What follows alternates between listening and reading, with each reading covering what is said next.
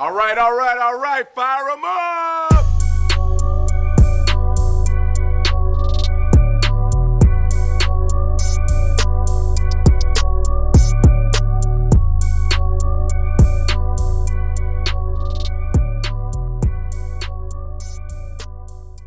What's going on, everybody, and welcome to the Genre of Your Life podcast, your go-to podcast for all things movies, TV, and all things entertainment. Episode number 75, and a podcast one day that will hope to be part of the new Avengers, Nick. I'm just putting it out there right now. I'm manifesting it right now. Or be at the press junket for the Avengers. How about that? I'll put that on for us too. Yep. Wishful thinking, guys. But that's the goal. Of course, I'm one of your hosts, Doug Jones. With me, as always, is my amazing co-host, one of my best friends in the world, my ride or die, my right-hand man. It's the wonderful, amazing Nick Johnson. What's going on, Nick? I'm doing good, bro. How you doing today? I'm doing good, man, bro. I am ecstatic, bro, because I have no idea how you feel about Thunderbolts, so I am excited to hear your thoughts and opinions and takes, man. This is like anticipation at its finest. I know. I'm excited to hear yours too, man, because I saw it with my fiance, Kaylin, and she and I had very different opinions about it. Good tease. So it was like, okay, so I'm kind of like, oh, what's up? You always say good tease, yeah. Good tease. It was kind of like when we saw Sinners, because both of us had very different opinions for that movie too. Hey, that's the power, man. The power of movies. All film is subjective. Exactly. And it's okay to disagree, people.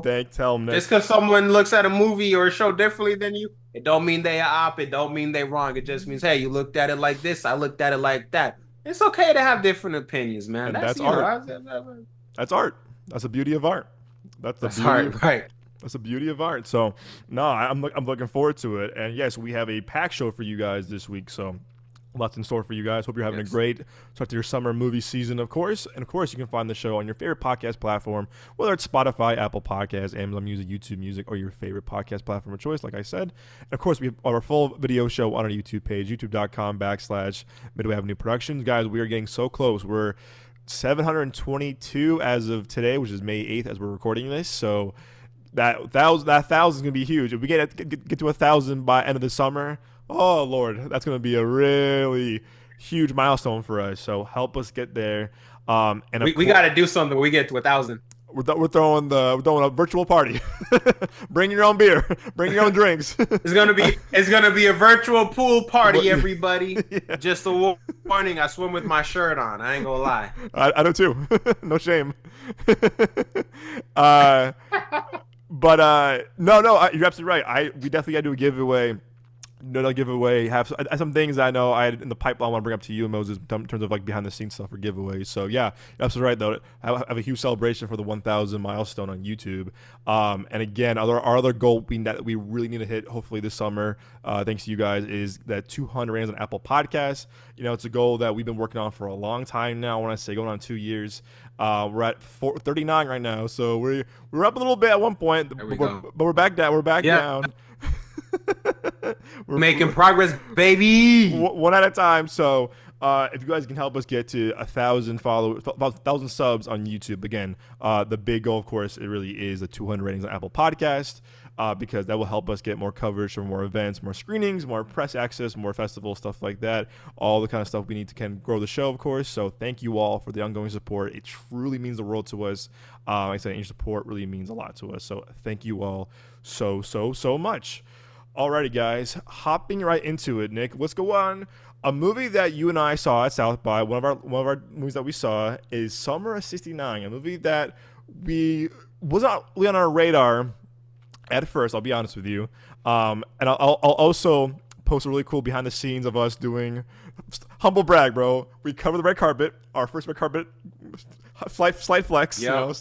Slight flex. We was there, you know what I'm saying? It was hot as hell. First red carpet, man. It was so good, man. Yep, it was worth it. So I'm gonna edit some footage tonight after the show too. I'll run it by you as well for a cool behind the scenes of like in honor of the movie coming out. So look out for that. I'm gonna post that on our socials tomorrow, if not over the weekend. But yes, a movie that we covered the red carpet, went to the red carpet with the premiere of at South by Southwest, Summer of '69, which I believe it is Jillian Bell's directorial debut. And Jillian Bell, you might know her from stuff like Brittany Runs a Marathon, Office Christmas Party, my favorite show of all time. One of them is Workaholics. So she's now making her leap behind the camera with Summer of '69. And if you don't know this movie, it is a Hulu original. Summer of '69 follows an effort to land the guy she's been pinning after since grade school. Abby hires a local stripper named Pining, named Santa Monica to teach her everything she needs to know about confidence and sex. The two things new in the world, right, Nick? Confidence and sex. Yep, that's what makes the world go around. Preach it. So I'll start with you, man. Again, one that wasn't really on our radar when we got to South by, but what's your thoughts on the movie overall? So overall, man, I thought it was a funny movie. I thought it was a solid story, good message about, I don't want to say like moral. Well, I guess like morals, but the main thing I took away from it was be true to yourself. Mm-hmm. Be, as you said, with the confidence part, like be comfortable with who you are, and you don't need to sacrifice who you are just to be with somebody or just to impress other people. And I feel like for everybody, that's a great message. The main character in high school. So I think if someone like in high school, or someone younger, like a kid or something, not that I'm advocating like kids necessarily see this movie. There is some content in here, but the message I feel is it's a very universal one. Mm-hmm. You know what I mean? And it was a cute movie. It had a lot of heart, and I feel like, especially for a directorial debut, like it was really, really solid. It was good. Like there were, I think, maybe only a couple of jokes that didn't 100% land for me, mm-hmm. but still, great movie, great story, great message, really funny. Chloe was hilarious. Everybody was hilarious, man. It was good. It was good. I don't even think I would mind like watching it again just here at home. Well, yeah, I'm with you on that. It's I feel like it's kind of unfair to keep calling like teenage sex comedies nowadays like, oh, it's the Superbad of this generation, because Superbad was that time period, and I think it's still a very timeless comedy. If you ask me, I fucking love Superbad. I can watch that movie on repeat. I'll still laugh. But I don't think we've gotten a really good like teen comedy. Booksmart was decent, like not, in my opinion, kind of a little overrated. If you ask me, I know tomato. It's hard to capture like that, like raunch and comedy, because comedy movies are a dying breed. Unfortunately, they're not as prominent as they used to be in like the 2000s, the 90s. I think the last really good like coming of age comedy, I'll be honest with you, is probably like Dope. I would say high school comedy, that is like high school like coming of age comedy. I would probably put Dope in that category, up there. I still got to see Dope. Oh, it's so good. Hey, because they got my boy in there, Shamik Moore. Hell yeah. The biggest fan Shout of Sinners. Shout out to the GOAT. The biggest fan of Sinners, everybody. This man walked up with a bucket full of tomatoes for the screen. Just a big gulp of cups of... but no, I big gulp, I'm weak. But no, I think you would like Dope. I think it was like, I think it reminded me of like, it had a super bad feel to it. It had a little bit of, and I do think a lot of sex comedies and high school sex comedies are trying to capture that essence of like a super bad and stuff like American Pie almost, but they haven't had like the best luck of doing so. I think what you and I would help, you and I being at South by, a lot of these films that we saw, we didn't see any of the trailers for it, including this movie too. So we went in blind, which I think is kind of like the right thing to do now with movies. I think movies, whether on streaming, whether it's on, it's always fun for me to go in blind for movies. Absolutely, and I think now if it's streaming or theatrical, like go in blind. You really do. I think you'll appreciate the movie a lot more if you have nothing if you don't know nothing going in. And I really mean that when it comes to both streaming and theatrical. But no, it's just again, I'm a big Jillian Bell fan. I think she's hilarious. And, smaller roles, 822 Jump Street, she's really funny. And again, Office Christmas Party, she plays the pimp in that. Again, I love Workaholics, so she's funny as Jillian in that show, one of my favorite shows of all time. And I think I both I think Moses in this as well, though. We do like seeing people kind of like switch from like acting to directing, or flexing that new muscle they have as a creative, because you can show like, oh yeah, your talents are more than just in front of the camera. You have a good eye for like storytelling as a director, as a filmmaker, stuff like that. And I do think like there's definitely like, when we saw at the Q&A after the premiere, like they mentioned like Grease, they mentioned like I think Ferris Bueller or John Hughes, whatever, and it definitely has like a John Hughes kind of feel to it for this generation, you would say.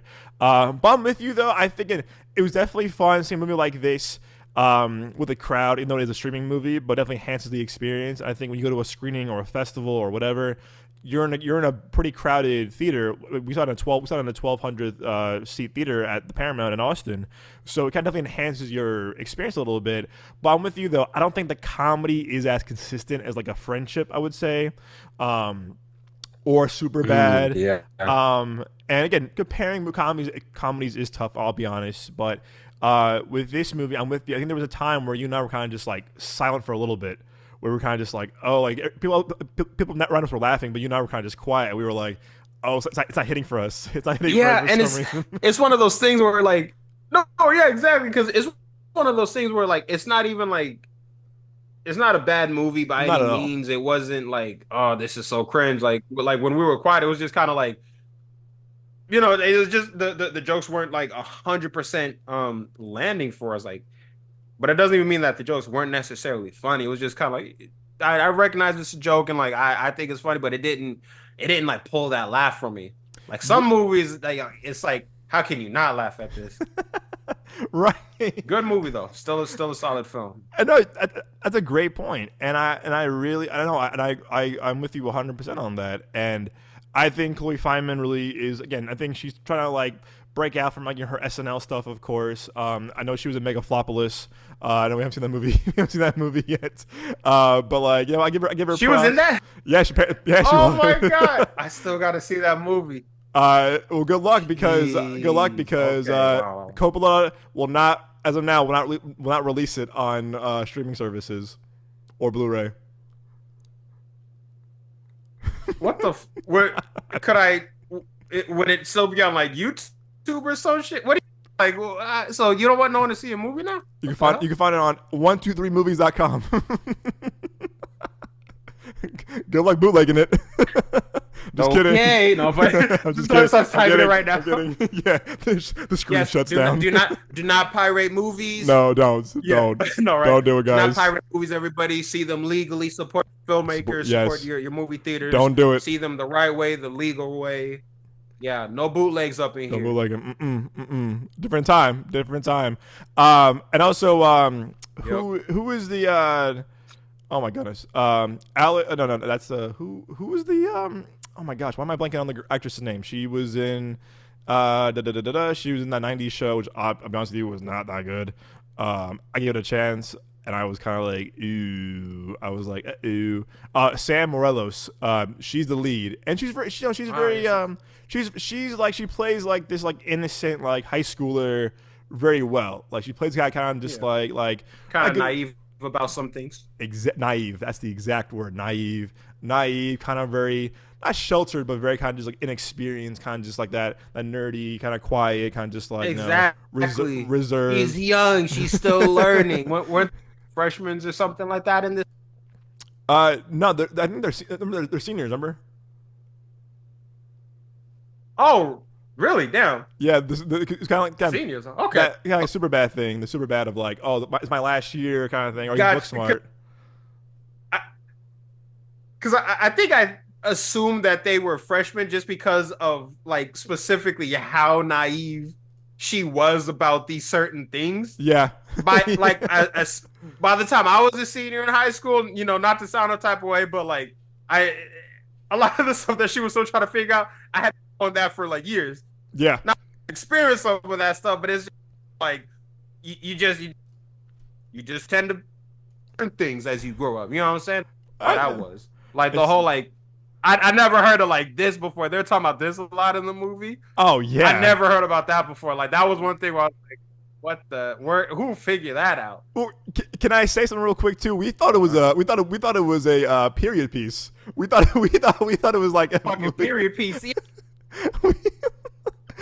Because yeah, we thought it actually is in 1969. So we saw like some of the Italian cars, like they had like cell phones. It's no fault of the movie. It was just again like this is us going in blind, but like we were kind of like yeah maybe 69 means something. Like maybe it's just like it's like a play on words, but like it's not like literally in 69 right in 1969. But no, that was definitely fun to unravel as it was progressing. Because we both turned to each other. We're like, I was like, that's a it's a cell phone. 2018 Corolla. No, yeah, because like you know we're in the movie. It's like these in my head. I'm like these clothes look hard, and then I was like, is that a 2018 Toyota Corolla? Because I'm like, that's the type of car I fucking got.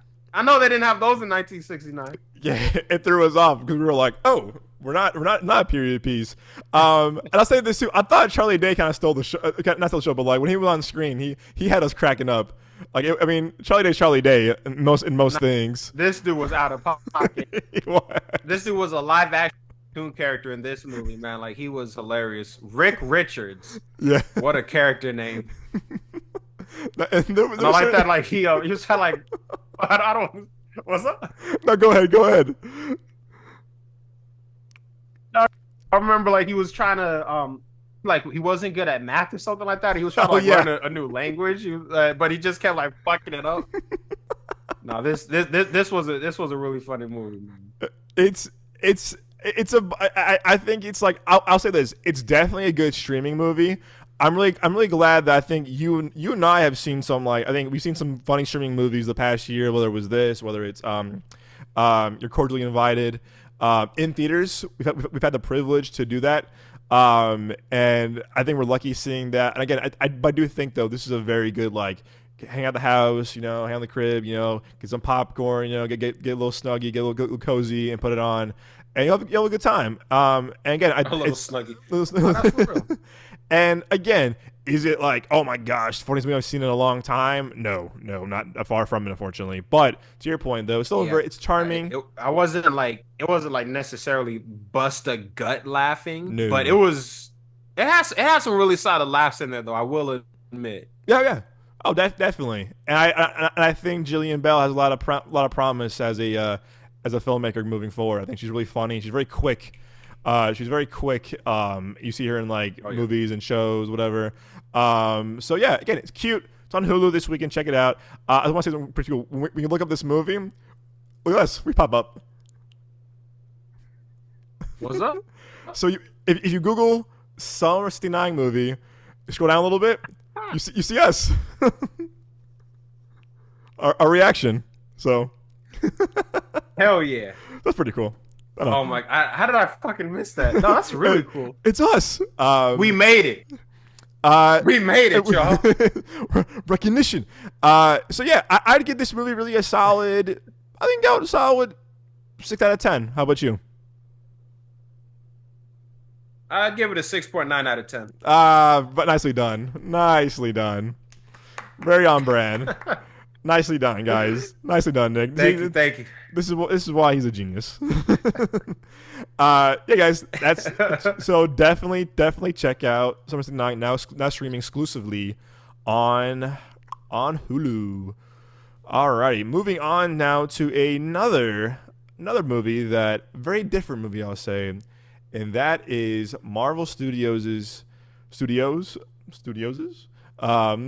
Marvel Studios apostrophe Thunderbolts. Well, that's a good question, Doug.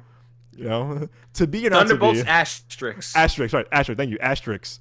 And let's get into this right away. So yes, it is now. This is coming after Captain America: Brave New World, which did not do that well, unfortunately, at the box office.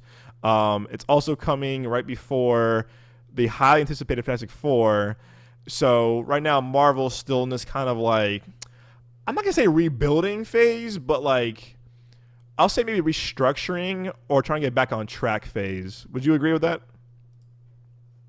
Definitely trying to get back on track face for sure because it feels um like we're or really they be Marvel like they're in a period now where it's like okay we were like really high and we were kind of just not like we Mm-hmm. had just our way completely but we weren't putting out like banger after banger out of like a banger or two some movies some projects that just didn't really resonate with audiences and now we're trying to just lock in, get back to how we used to be, and then just try to like maintain that going forward. Because I remember like when Disney Plus was coming along, they were just like it was like movie, show, Mm-hmm. and like all of this stuff. Like it was too much content, and I think I think things just got a little bit muddled with, and yeah. So yeah, that's cool. That's a No, cool poster right there.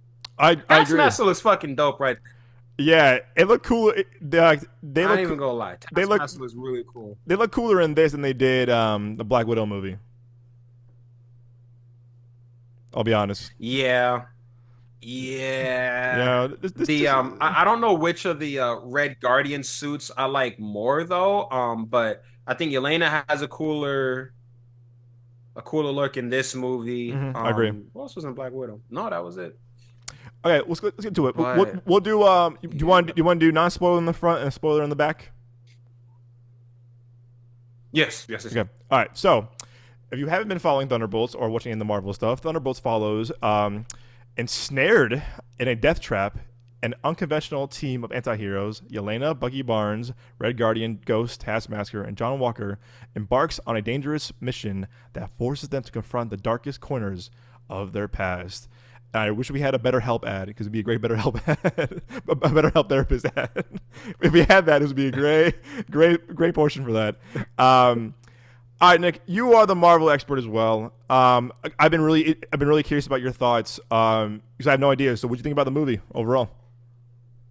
oh, actually, yes, I had something prepared. Ooh. Marvel Studios' The Thunderbolts asterisk was very well made. This is my favorite movie of all time. We are not being paid by Marvel or Disney to give these movies such high praise. This is genuinely how I feel about the movie. We are not employed by Marvel or DC. Pardon me, Disney. Yeah, that sums it up, man. I think Thunderbolts was a perfect movie all the way around. There literally weren't any flaws in it, bro. It's the best movie of all time. Every Marvel, no, I'm teasing. Little joke, but overall, like real talk, the I just kicked my desk, my bad. But I like the Thunderbolts a lot. I like Thunderbolts asterisk. I thought it was a good movie. I feel like for me though, real talk, I was expecting more from it. Okay. I felt like, and without without getting into any spoilers, it did kind of feel like you watch the trailer, you know what the movie is gonna be about. Right. Still, again, like kind of like what I was saying with Summer Six. Yeah. Solid message. I think the arcs that everybody goes through in this film are, I think they're done. I think it's all like well handled, but I think I might have overhyped the movie in my head because I was iffy about Thunderbolts to begin with because I'm thinking like I was too. it just kind of seems like yeah, you feel me? I'm like it feels like it's gonna be Marvel's Suicide Squad. Yep. Which it's not necessarily a bad thing. It's competing comic book company. Obviously, there's gonna be like similarities and crossover, but um, I pleasantly I will say it was not just Marvel's iteration of the Suicide Squad. Like it's like a similar setup as far as like the characters, as far as the types of characters, but the movie went in a very different direction, and I'll get more into that once we start talking about spoilers. So, and that's one of the things that I think the movie did well. Um, I like the visual style of the movie. I think I just kind of like, like dark muted colors. This isn't a spoiler either, but everybody already saw like we saw the void in the trailers. I thought that was cool. I liked how they did. I liked how they handled his character. I still feel like it's like I wanted just like there was something missing. There Mm-hmm. was something missing from it. It just kind of felt like going into the movie. Like it just kind of felt like and not even like the movie's predictable, but I feel like I already know how this is gonna go. The But so I was iffy on the movie to begin with, and then as we got closer to the release date, I was seeing like all of the, I was seeing was saying like, yo, like Marvel's back. This is like the best Marvel movie in a while, and da da da da da da da. And so I was kind of like, I think because of that, I was like, okay, it's a lot of positive praise, and even like Moses was giving it praise, and Yeah, huge. rightfully so, sure, but it was still just kind of huge praise. But I just feel like while the movie does deserve praise, it just again like maybe this is just me, it got a little bit overhyped in my opinion. It Yep. was good, but I didn't think it was as good as people were making it out to be. I man, you know what, bro? I mean, not surprising. You and I are on the same page about this. I mean that. I really mean that. I'm Oh with wow. you. I'm with you. No, I'm with you on this. I really am. Like, it was good, but people were saying Marvel's back, and I think someone says on YouTube. I forget who said this, and it was like I think Marvel's been kind of like not downward spiral, but like they've been a lot more misses than hits recently. So like the first good thing, they're like, Yeah, oh, they're they back. just kind of fumbled a little bit. Yeah. Yeah, Yeah. they just been fumbling a little bit, but even that, it's like it's not even like, oh man, like Marvel is ass now. It's not ass. It's just it's just a couple of stinkers came out. That's bound to happen in a series of like 34 movies. Absolutely, and people forget like that run. That to your point, as you mentioned all the time, you go back to that phase 3 run was like spectacular, sensational. Like I mean, that really was like that run Sensational. that run was insane. You got in phase 3, you had Endgame, you had Infinity War, you had Black Panther, you had Far From Home, you had all these movies that were just hitting after hit after hit, and Fucking wreck, dude. Yeah, Ragnarok. Phase 3 was insane, bro. As a Yeah. DC fan, Oh I was boy. like in Phase 3, I was like, yeah, DC does not stand a chance. Like I'm always gonna be rooting for these guys, but it's just like the people have spoken. Yeah, they did, and I think it's no one can always bat a perfect average. And I think it was bound to happen that they're gonna have a few hiccups here and there. But also too, I think people forget too. Like, I think after Endgame came out, people were kind of like that. That was all that build up for so long, and it was kind of just like, oh, like I'm not saying they were tired of it, but they were kind of like, okay, I'm pretty fulfilled for right now. And to your point, like there's Yeah, been because it kind of felt like, well, what else is there after Endgame? exactly, 'Cause exactly. Endgame, it just seems it's a very final like type of title. Like you tease from the first Avengers movie, like this guy is the ultimate big bad. A Yep, character like Thanos, in a million years, I never thought in my life I would see a character like that on the big screen. that You well feel me? too. So the fact that they did it so well, that well, yeah, it's like if they would have ended the MCU after Endgame, it would have been a very satisfying Yep, conclusion. I'm not even saying like they needed to, but like it was like this is what this is what it was all leading towards. And then after Endgame, it kind of feels like we're like meandering a little bit. Like yeah, it's the multiverse saga, but there's not even a whole lot of multiverse stuff going on. Like there was Doctor Strange Multiverse of Madness, but that was just like we kind of touched a little bit more on the multiverse, and y'all got to see like the Illuminati, but that was it. And then Fantastic Four is different, like Earth yep, and the Loki series, but it's like that's kind of it. yep. A multiverse saga, like everything is just like on Earth, so like it just kind of feels like I don't know.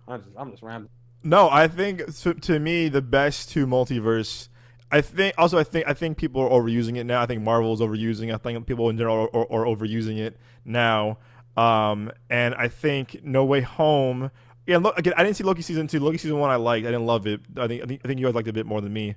But to me, I thought the multiverse stuff worked well for Definitely me. finished season 2. I'll give it a chance to now he's coming back for Doomsday. But I think, to me personally, I think the multiverse stuff worked much for me a lot better in No Way Home, because I'm a big Spider-Man fan, and of course even in Deadpool Wolverine with like Blade and everyone coming back for that. It was like Channing Tatum as Gambit, and then Chris Evans as Johnny Storm. Like that to me just worked very well. And again, I think the joke and the Deadpool Wolverine joke was, he was like, hey, like, enough of the multiverse, all right? You tried it didn't work, and he's not wrong. I mean, he's not wrong. Yeah. It's very convoluted right now, or it's like you're relying on it a bit too much. But going back to this movie, I gotta be honest, I'm with you. I think I walked out of it like, oh, it was good. Like, it was good. I think to you, it's like I didn't really care for. Captain America: Brave New World was fine to me. It was fine. It was enjoyable, but I wasn't like, oh my gosh. And it just, they don't feel like events anymore. They don't feel like event films anymore, the way they used to when we were going to college and growing up. Like, yeah, see that right there, because hearing all of the praise for the movie, I thought that this was gonna be like an event film, and even like once we get into the spoilers, I'll go like a little bit more into that. But it just kind of felt like it wasn't. I don't think it was a nothing movie, but it was just a little bit underwhelming. And low key, I even feel like, part of me, this movie, and hindsight is 2020. I don't have to worry about like finances, the logistics of making in the cinematic universe or whatever. But watching, I kind of feel like it should have been like a Phase 4 movie. Yeah, I think, or even a series. This could have been a series.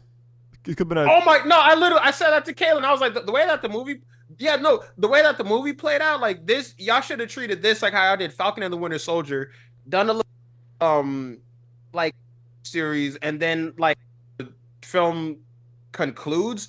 That's basically where you pick up with the actual Thunderbolts asterisk movie. Absolutely, because this just felt like, I'm gonna get more into that like in once we get to the. Oh yeah, like this movie.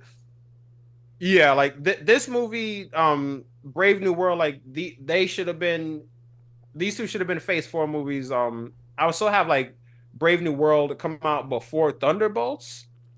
Yeah. Yeah. But yeah, because like especially after Endgame, like it's like you do Endgame and you already, if you've seen Endgame, like everyone's kind of like spread out, and it's like it really is like a different world now, because it's like this whole like, okay, are the Avengers like still around, or like is everyone just gonna be doing like solo acts now? So movies like this and Brave New World again, like it would just make more sense if they happened earlier. Yeah, I agree. Instead of like right before the next Avengers crossover movie. It just I think it feels like it came out like too late. This should have been like the third or fourth movie in Phase 4. Yes, Nick. Bro, on the nose. It came out too late. And also too, not everybody watched Falcon Winter Soldier. Unfortunately, so it's kind of like you're pulling B and C list characters again. Ant-Man the Wasp, Ant-Man and the Wasp was pretty forgettable if you ask me. Ghost wasn't really a big villain. Underwhelming. And that was Phase 3 too. But it was like that was kind of like, it was Phase 3, but it still kind of felt like more polished, I'll say. But again, Ghost wasn't really great actress, but like that wasn't a big fan favorite. And I personally like Black Widow. Thought Ghost was going to come back. No, and Black Widow, I personally enjoyed for what it was, because it had more of a Captain America Winter Soldier feel to it with the action. Minus the third act is kind of bad. The third act CGI is horrendous, and that is oof. And I feel bad for CGI and VFX workers, but oof, that's rough. That is rough. The CGI is rough. Froze up a little bit. Oh, I said the CGI in Black Widow, the third act of Black Widow, CGI is rough.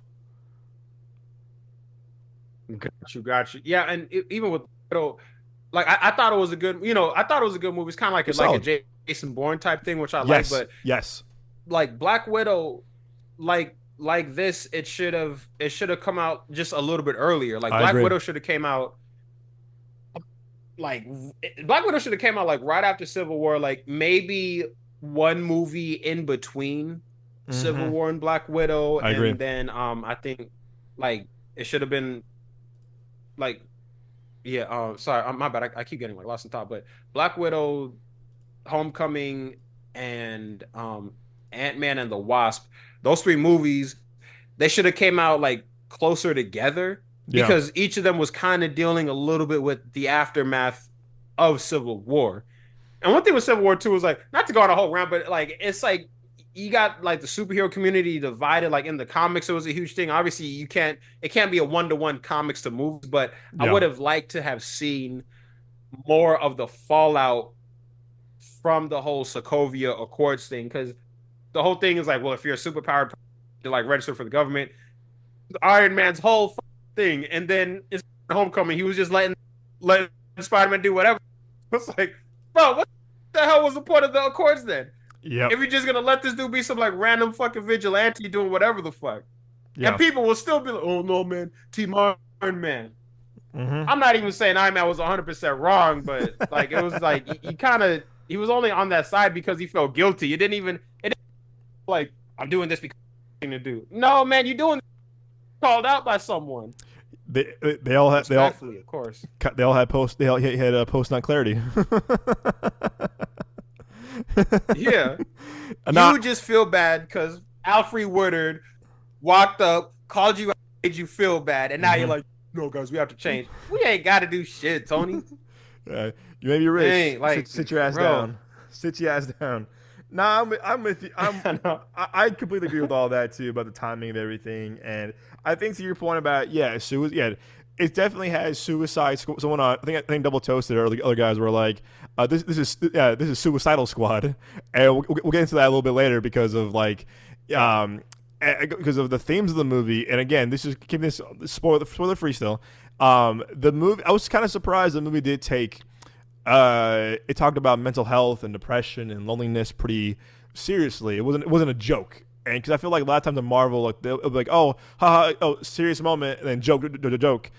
Again, I was kind of impressed with how Yeah, well they because handled in it. Endgame with Thor, it was yeah, in Endgame with Thor, it was a little bit of a joke because Yeah, it was. someone I kept seeing people point out like Thor, yeah, like Thor kind of had it the worst out of everybody because in the span of like 2 3 days, his brother died. Spoilers for these movies if you haven't seen them yet, but like in the span of like 2 3 days, like his brother died, like half of his people got killed, and then after Mm-hmm. another set of them were like blipped and kind of like it was just like the loss after loss, and then like they're making a joke out of it because he's a little like heavier now and he's all like drunk and like kind of like a little bit like out of his mind. But it's like when you really think about what he was like going through, like this dude was hurting. And then even when Hulk came by to ask him for help, all Hulk had to do was just mention the name Thanos, and like it just you saw like it completely fucked up Thor. Yeah, it triggered him. Even after Thor killed him, Mm-hmm. Mm-hmm. it triggered him. Even after Thor off Mm-hmm. Thanos' head, he was still afraid of him, bro. Like that's how like impactful Thanos was. That's how much power he had over these people. Mm-hmm. Yep. That's gosh, bro. Yep. Yep. Oh, I Spot forgot on. what we were talking. No, but it's true, and that's why that's why I was very surprised walking out of it. I was like, oh, I'm surprised how well they handled how mature the themes of depression and That's loneliness what I mean. was. And I think to your point about Suicide Squad, even though it is very Suicide Squad esque, I think these are definitely more redeemable characters. I'll say if that makes sense. Like there's some redemption and a bit Yeah, of because in Suicide Squad or both movies, both Suicide Squads, but like there's definitely more redeemable characters and traits in these characters, if you agree. no, I'm with you because with Suicide Squad, it was like these are just kind of these are basically just bad people. Like killers and criminals and all this kind of stuff. With the Thunderbolts, it wasn't. I never really felt like, oh, these are all bad people. It felt more so like these are just they're lost souls. They're just people that have lost their way, and it's like they're kind of in some way looking for purpose. I didn't really get that Suicide Squad, but at the same time, point Suicide Squad is with anti-heroes. It's Mm-hmm. a group of villains and criminals hired by the government to do these missions. Thunderbolts was kind of like, like how you mentioned mental health. Like, I'm depressed, I'm suicidal. Like, I kind of don't really see the point of life anymore, and I just it's like I don't know what to do with myself other than go on these like contract kill missions or whatever. And that, so I am happy that it like wasn't like one Suicide Squad, and again, that's something I think the movie did very well. I'm with you. No, again, 100%. And also I think what they did better than Suicide Squad is that each of these characters had a previous introduction already in other projects.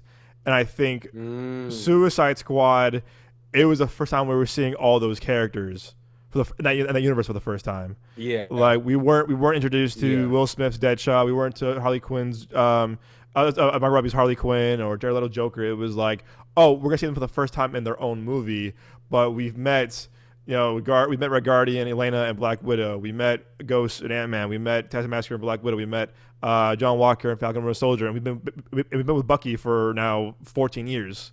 So it's like, we've now like really Bucky's been there since phase one. So it's like they've. However, though, if you didn't watch the show, you might be confused of like who is Julia Louis-Dreyfus playing and who is John Walker. But again, I think you can still pick up like who's who, whatever. But with that said, though, it's but to your point too. Also, I kind of felt like in keeping not spoiler before we move to spoilers. To your point, like I didn't really feel like stakes. I would say it was kind of like the villain was interesting because there was depth to the villain, but it didn't feel like, it kind of felt just like, all right, like who's the villain of the week, basically. Who's the villain of the week? Like, what's kind of the deal with this? A little bit, of the heavy of the week, as they said. But I think overall, though, I think what Jake Schreier, who did this movie, Jake Schreier also did like Paper Towns. He did a few episodes of Dave. He did Beef, the show Beef on Netflix. And it's funny, he was roommates with John Watts at NYU. Oh wow! Because I saw in the credits it says John Watts, special thanks to John Watts, and I said John Watts. I online that Christopher Ford, who co-wrote Homecoming with John Watts. They were all him, Jake Schreier, and John Watts were all roommates at NYU. So I'm like, that's cool. That's pretty cool, actually. But yeah, and again, I do think that like the cast overall, they all have chemistry. They work very well together. It's definitely like a fun ensemble piece for sure. But going back to your point too, is that like if people get to your point, it was getting 90% Rotten Tomatoes, and it was like, oh my gosh, da da da. And I think you and I are very similar. I think it was like, oh, it was good, but we've seen better. We've seen better from the MCU, and Marvel in general. Us personally, us personally, and it's like. Yeah, because I think it's just an issue of being overhyped, or again, like maybe I just overhyped it in my own head, like because it like this was not a bad movie by any means, but it didn't feel like a glorious return to form for me. I agree. It felt like this is a solid movie. It's really good, and it's a good time. Would I watch it again? Obviously, it's not respectfully. It's not no like Thor the Dark or Quantumania. What's like another just kind of like rough. Quantumania. That's rough. Like even with like the funny thing about Quantumania is like it's a fun movie. Like I can watch it and be cool, but it is just kind of like it feels like a bit half-assed.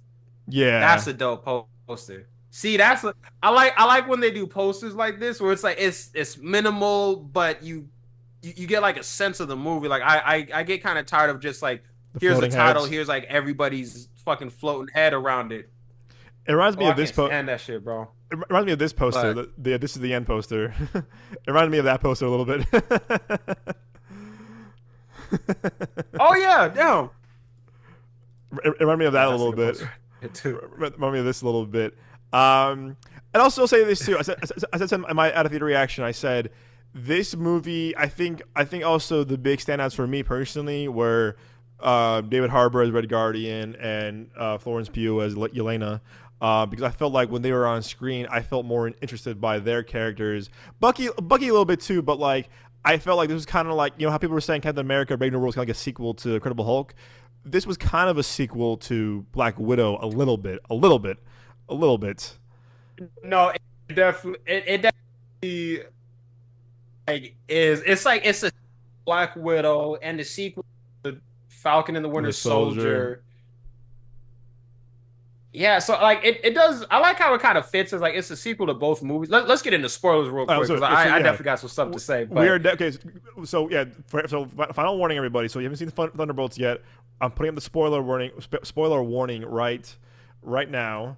Again, come back to this conversation after you see the movie, or if you don't care, totally fine too. Your choice. But we're doing spoilers now. And 5, 4, 3, 2, and 1. All right, Nick. Spoiler away, my friend. What you got? Yep.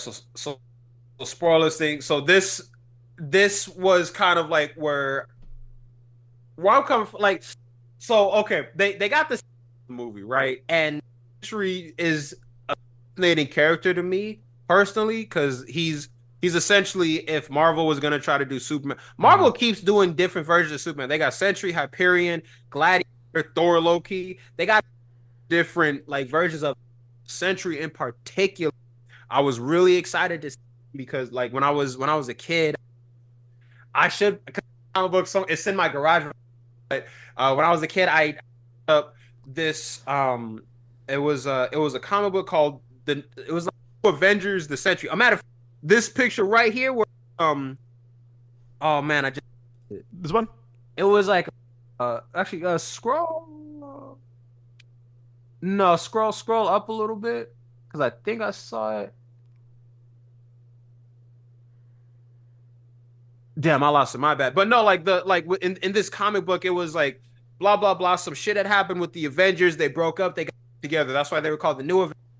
This particular comic run, the New Avengers, where it was Captain America, Iron Man, Luke Cage, Spider-Man, Spider-Woman, Wolverine, and maybe I think Storm might have been on the team too. Oh, okay, right. Where it's at the. Oh yeah. Where is it? Because one images was actually. Yeah, exit out of this because one of the images like was from the comic. Yeah, where it says comic book movies, the century ... It's at the bottom of. Where comic book movies? What I missed? Oh yeah, just scroll down just a little bit. This one, and then just go all the way to the. Go yeah, right there. Yeah, right there. The picture on the left half here. This was like a really kind of that was like the climax of this comic but it was basically the Avengers like apart. They had like reformed and then they had learned about this character. They learned about this dude because he really just popped up out of nowhere. So it was like, well, who is? And then they had to like track him down, and as they're like looking for him, they're finding out like they're learning like, okay, we apparently have a history with this guy, but none of us remember. Even like the marketing campaign for this was really interesting because they made it this character was created by Stan Lee and everybody like in the 60s. So it was like all this artwork. I think there might have even been like some like mock something like that where like the artwork in that like 1960 like that 1950s 1960s like Marvel art style where you did see that the Century had a deep history with all of the Marvel characters. Like he was friends with everybody, but as the story continued, you learned, because the Void was in this movie, you learned that along the way, like the Century kept having all these dealings with the Void, and it was like, I don't know if the Void is a cosmic entity. I don't know if it's like an altered version of like my own psyche, because someone had even pointed out like one of the Marvel characters had even suggested that the Void existed back in like the Old Testament biblical days because like some shit happened and they were like, this kind of seems like some shit that the Void would do, but blah blah blah.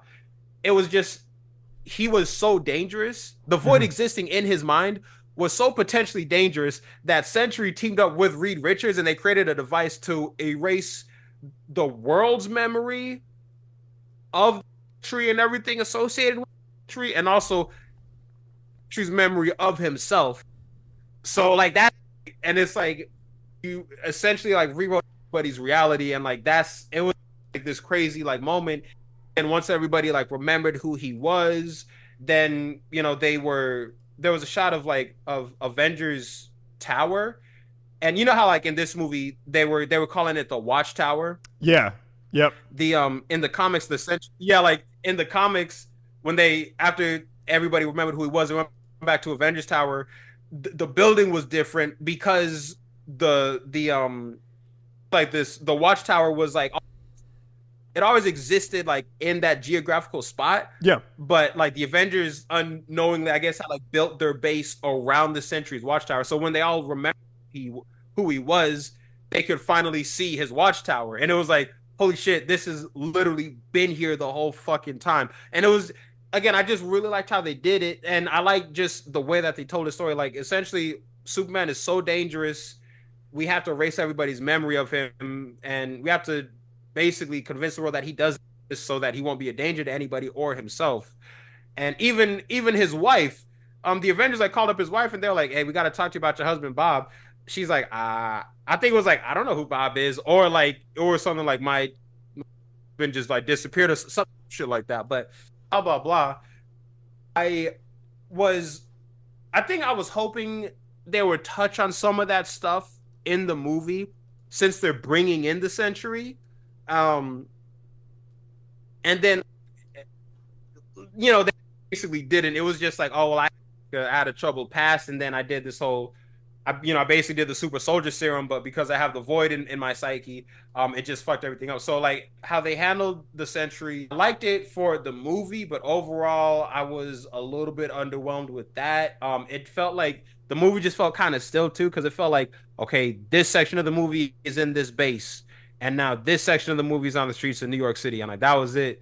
But those are like some of the gripes I had about the movie. Like we said earlier, I feel like this could have been like a little 6 episode series Yeah. just to set up this is who these characters are. Because even with that, you could have had it with like this episode centers on Yelena's past, this episode is on Taskmaster, this episode is Yeah. on Ghost, and so just like really flesh it out. And you know that those are just like kind of minor gripes to me. However, what I felt like really, really worked about this movie, or like one thing that I did like, and it is it is a good thing that we are in spoiler territory because Thunderbolts asterisks when they revealed at the end of the movie, it's the new Avengers. I really did like that, and like when I like that, it kind of like this is like a new age Avengers because even like they're fighting in the same exact New York streets as the first Avengers movie. So I thought that was really cool. And like even like, they're in the new Avengers Tower, but it's called Watchtower. And there's just they just rebranded it basically, but it's like that was the original Stark Tower, which was made into Avengers Tower. So I like that it's like I like how they're kind of like interweaving the whole like idea of the new event.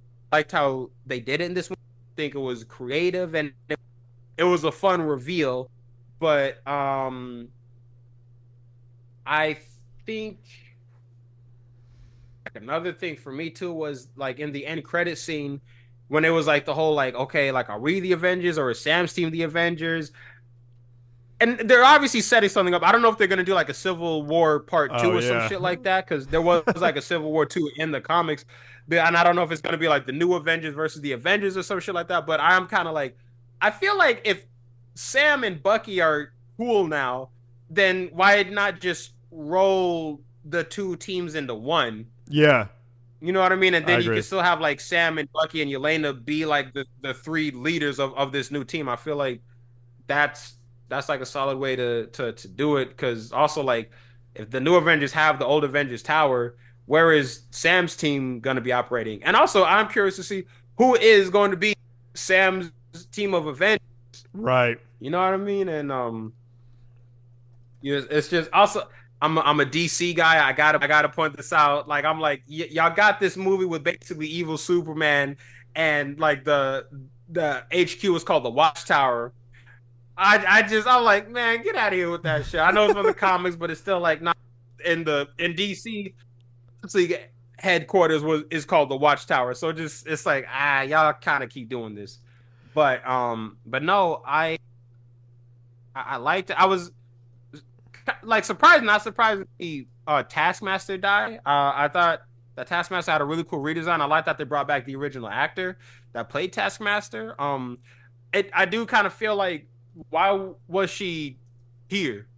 That You know, that's I had the same question because I definitely knew from the marketing because look they put her in the marketing and look no, yeah, that ain't even supposed. We all knew that she wasn't gonna make it. oh yeah we knew I was like oh yeah because like there's certain scenes that had her in it and there's scenes that didn't have her in it. I was like oh yeah she ain't in this, but she ain't in this and like Yeah, also like, they killed her pretty quickly. Like 90%. So I'm like, she's not even there. And They, like brutal. So I was like, God. But I do like the brutality of it. yeah, I'm with you on that. Because I like it. Yeah, I like it when movies just like take it there. Like it wouldn't like why wouldn't it be like this brutal and this quick? And then there was something else. Oh, like another kind of this. It's kind of a gripe, but I at the same time I see where they're coming from. Like as far as them like dealing with conflict of it, it just I think I've just kind of seen that a lot before, where it's like the villain is a metaphor for like this personal thing that all of the characters are going through. Like it just kind of seemed like it's like I wish I would have seen more of a threat.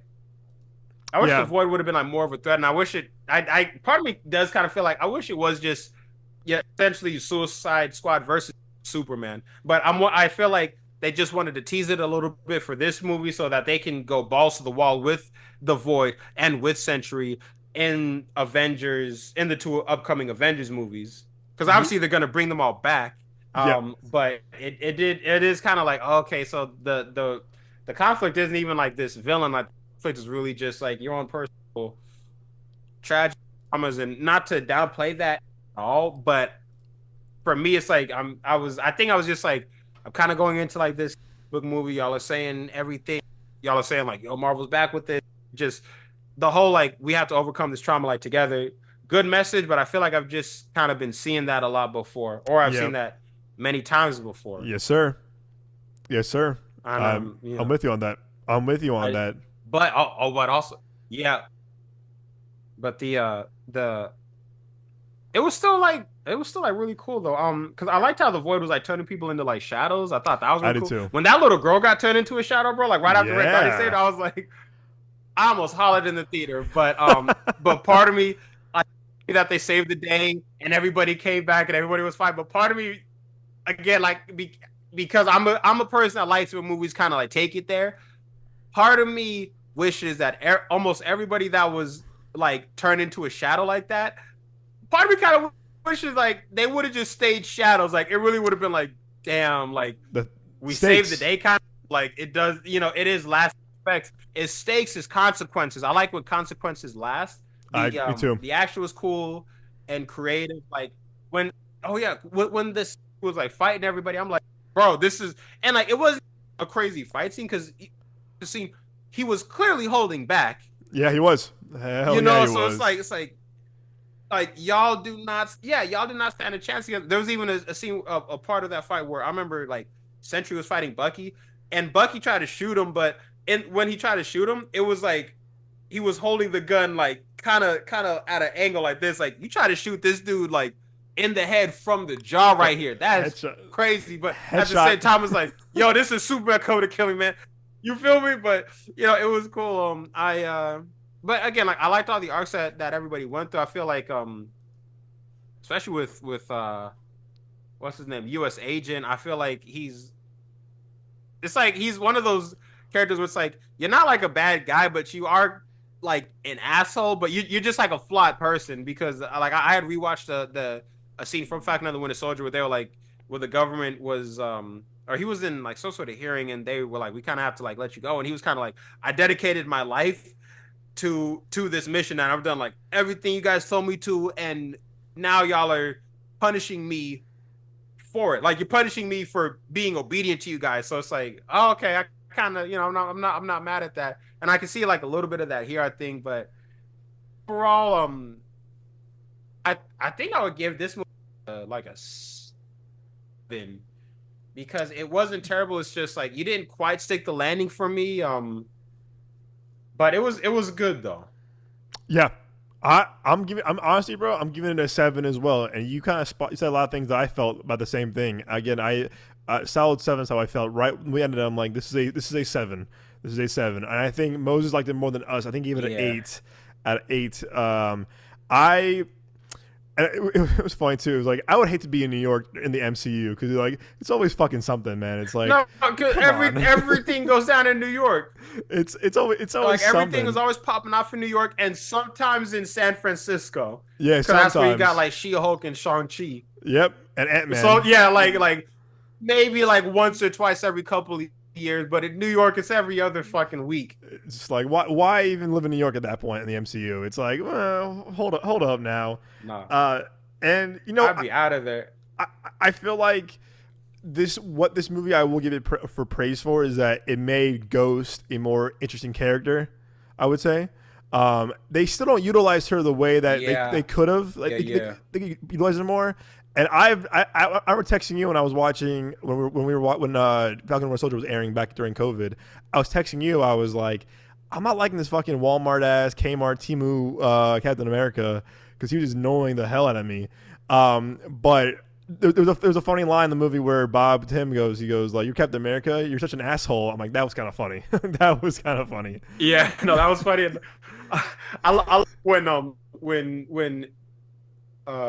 when Val was like JV Captain America, like put his eyes and like immediately like went for his gun. And I'm like, John, like relax. I'm like, he didn't even think about it, bro. Like little, do like kind of like subtle like that where it's a joke, but the movie just keeps going. Like, don't stop the movie to tell a joke. Have the joke be part of the scene. You know what I mean? And like that, like, oh, and like he just immediately, because it's kind of like you talking shit about me. I thought that was funny.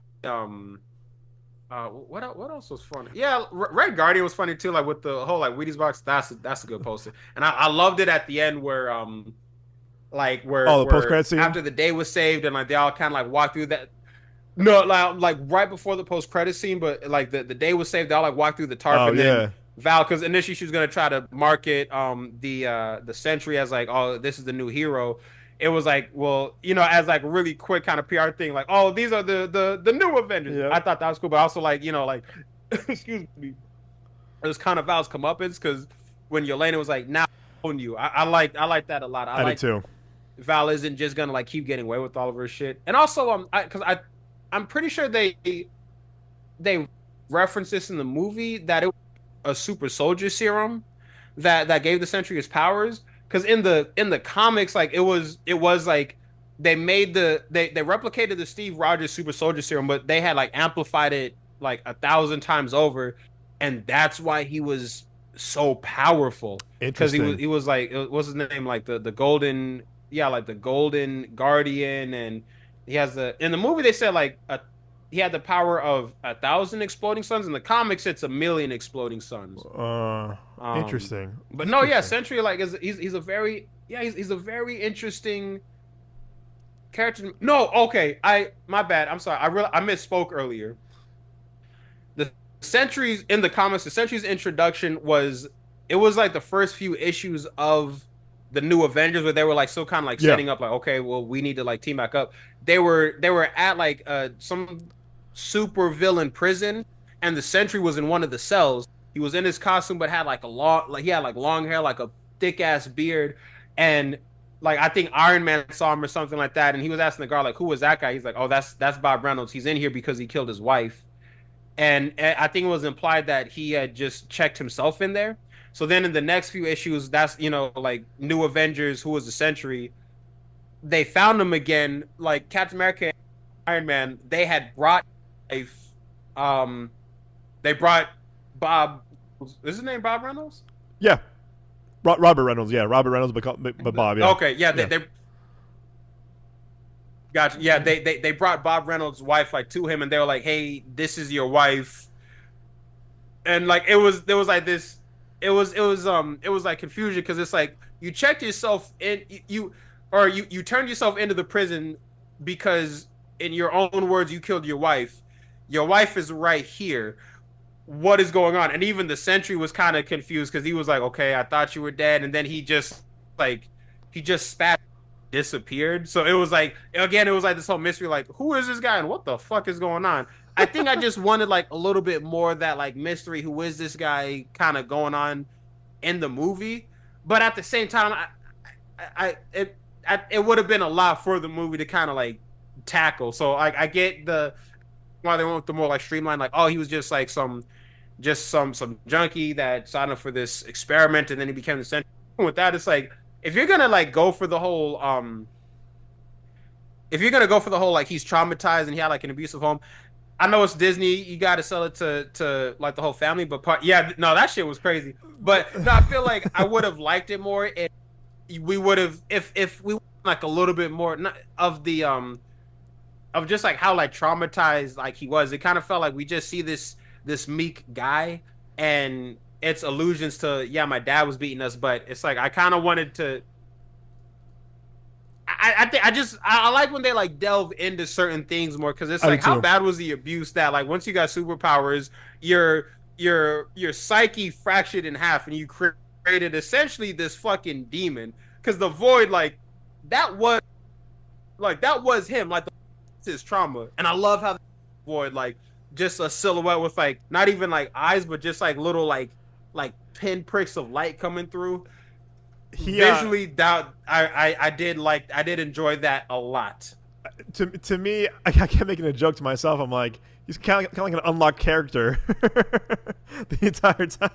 He did kind of look like that, yeah. Like oh, like who's that Pokemon, or like is the unlocked character you haven't gotten yet in the next video game. But no, I did like the we see the eyes like the eyes a little bit like this, and I even liked how they did the Marvel Studios logo with like the music that and then the void taking over the Marvel Studios Yeah, logo. and it was that was all cool. dark and shit like that. Yeah, Yeah. No, that yeah, was oh no, that was really cool. I like that a lot. like that. And But I think like even with the new Avengers part. Oh, what's up? oh no, Sorry. go. Keep going, keep going. Like at the end where it was like the reveal was oh they're the new Avengers now. Like it's like I'm of two minds of that. Like on one hand, like I was saying earlier, I like the kind of spin that they did on it. Like they are the new Avengers because they saved they saved the world like in the streets of New York, and it's all those it's all of those parallels. But at the same time, like I'm looking at the lineup as we're before I saw the movie as we're like getting closer to the release date, blah blah blah. I'm looking at the lineup and like it's an asterisk. I thought it was gonna be like maybe they're the Dark Avengers or something like that. Mm. 'Cause, there was like another storyline in the comics where Norman Osborn got control of Shield, and then he had his own Avengers team. And when you look at them, it looks like Spider-Man, Hawkeye, Ares, the God of War, Captain Marvel, the Sentry was even on there, and like Wolverine. But behind the scenes, Wolverine wasn't actually Wolverine. It was like his evil son. The guy in the Hawkeye costume was actually Bullseye from the Oh, Daredevil interesting. comics. I think, yeah, yeah, like I think the Sentry was just possessed by the Void, and then like Ares, God of War, was kind of like the stand-in for the Thor character, and yeah, it was just like all these different it was like the villains of these characters were basically pretending to be the heroes, and yeah, right here, fucking Norman Osborn, he was the Iron Patriot. When you watch Iron Ah, Man 3 and like he has the Patriot suit oh, on, that's right. that was from this run of the Avengers comic when Norman Interest, Osborn was running shit. interesting. Um, That's pretty cool. I like that. I and want you. type in a new Avengers. Who was the Century, please? 'Cause I want to see if they have the comic book cover that I'm talking about. But yeah, I thought it was gonna be something like that, where like the reveal is like they're the Dark Avengers, or like like Thunderbolts Dark Reign or something like that, and it's Yeah. like it's kind of like the standard for like Norman Osborn. Yeah, yeah, this very first one, all the way to the left. That's the one that I have This there. one or above? No, no, scroll all the way up. Yeah, yeah, just scroll all the way up, and then in the top, no, exit out of this one, but go to like all the way up to the top of the screen. Like scroll back up to the top of Google Images, and yeah, keep going, keep going. This one? Oh, that's weird. I thought I just saw it. Is it? Yeah, yeah, yeah. This one right here, where like it's like the orange cover, and you see like Sentry, Luke Cage, Spider Woman. Yeah, this one right here. That's the one that I got Ah. as a kid, and like it's a really good book because ooh, pardon me, but no, like in this, like they were like kind of figure out who the Sentry was, and like they learned about the Void, and it really was a situation where the Void like was an Avengers level threat. Because Interesting. there was a point in this comic where Bob Reynolds woke up. Yeah, like Bob Reynolds woke up. He didn't know who the Sentry was. Yeah. That's like if Clark Kent woke up and was just kind of like doing his day to Ah. day, like who is Superman? Bob Reynolds wakes up, doesn't know who the Sentry is. He walks out of his house, and it's all these Marvel characters, bro. It was the X-Men, the Fantastic Four, the Avengers, the fucking Submariner was there, bro, and it was like, yo, dude, like they were like, we gotta fucking talk because and it was they kind of like went into it there, and then that's when the Void had come through, and they learned about how the Void was just like an aspect of his own mind, and like da da da da. Oh yeah, that's the lineup right there. Go yeah, to go over to the right, just down a little bit, These guys. This because one. it's like where they're standing on the lawn right there. It's this picture where they're standing on the lawn, Is that it? and you see Captain America and this woman in white in the There it front. is. Yeah, that one right there. Click on that one. There it is. Yeah, down that like that's he literally just woke up, got his coffee, walked out, and he saw this. Whoa. So to like just essentially just like an average like 9 to 5 looking dude, it's like what the hell is going on? Wow. This is Yeah, cool. the Inhumans were there, Doctor Yeah. Strange, bro, and Yeah. like Wow. everybody in the back, like they brought in Shield.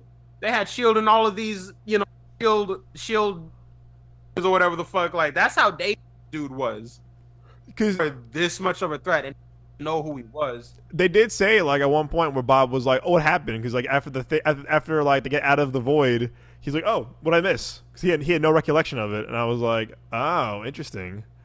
I was like, No, exactly. "Interesting." But imagine, but in this comic, it wasn't just like, oh, like Bob Reynolds, the Sentry, doesn't know about the Void. No, it was Bob Reynolds just thinks he's a regular dude. He doesn't like it was like three personalities. There was a Bob Reynolds personality, the Sentry personality, and then the Void personality. So like that's how messed up this dude was mentally. Wow. Wow. See, I Yeah, feel like like it was more interesting in the comics, in my opinion.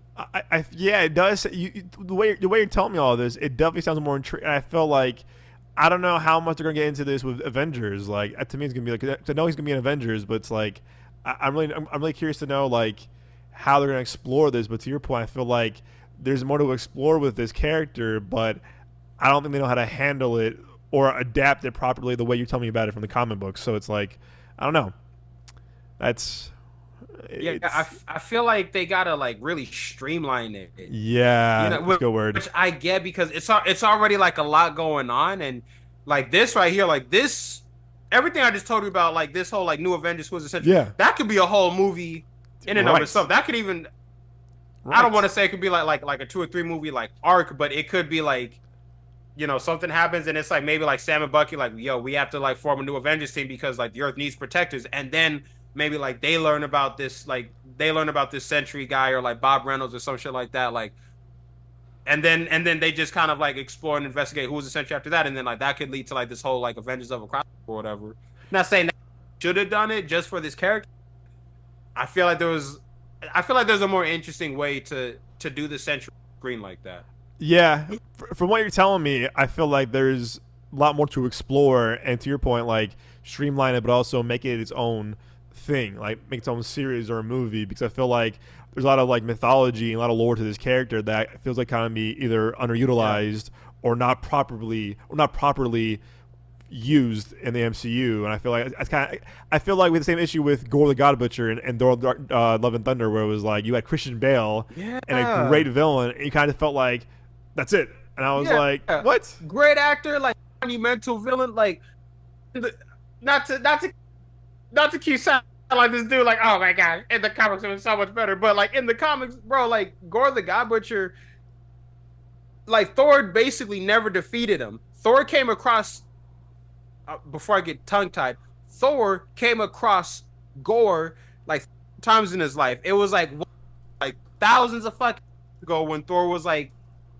a kid, whatever the fuck, because like basically immortal. It was like thousands of years ago, and then it was like he came across him in modern times, and then like thousands of years in the future, when Thor is the last living Asgardian, he came across Gore the God Butcher again, and then at some point, like the three different Thors from like each of these timelines, they all had to like come to the same timeline to fight and defeat Gore the God Butcher. Like that's how dangerous this dude was. Like, Yeah, bro, you know, uh, I had a really issue how they wasted the like Gore was a really character. cool character Yeah, they and wasted the the actor. character, and you had Christian Bale. You had Christian Bale. Like I forget that Christian Bale was in the I heard MCU. that I'm Christian like, Bale was. Dude, ah, I know it's insane. This like you should never forget that Christian Bale was in the MCU, but like it was just like a nothing. I don't want to say like a nothing role, but it was just again like underwhelming. Like it, Thor: Love and Thunder. If you're gonna do Gore the, pardon me, if you're gonna do Gore the God Butcher as a villain, it needs to be a dark movie. It doesn't need to be all like super bloody and gory and just gruesome and shit like that necessarily. But this movie, it needs to be heavy. It needs to hit like it was just kind of like it just didn't match because they tried too hard to make it a comedy and like it's yeah, it's a funny movie, but just as like a comic book movie and like the expectations I think basically everybody had for it, it just it this was a underwhelmed. waste. This was a waste. This was a It looked like waste. he got smoke coming out of his nipples in this picture. Yeah, no, this, it is. this was Do this you was do you see? Because zoom into the comic book part of this picture. of this. Oh, let me go back. Let me go back. Let me go back. Hold up. Yeah, the one that you were just at. There was this one. Hold on. Let me go back. It was a between the Christian Bale version, comic one, and the comic artwork. It looked like the comic one was like kind of coming out the camera. Well, it doesn't matter. I just Oh, my funny bad. Oh, about the my bad. My picture, bad. but no, yeah, Yeah. like yeah, that one right there. Yeah, zoom to the illustration. It's like it looks like smoke is coming out of his titties. Pardon my language. Yeah, that was a You waste. know So what? I it's.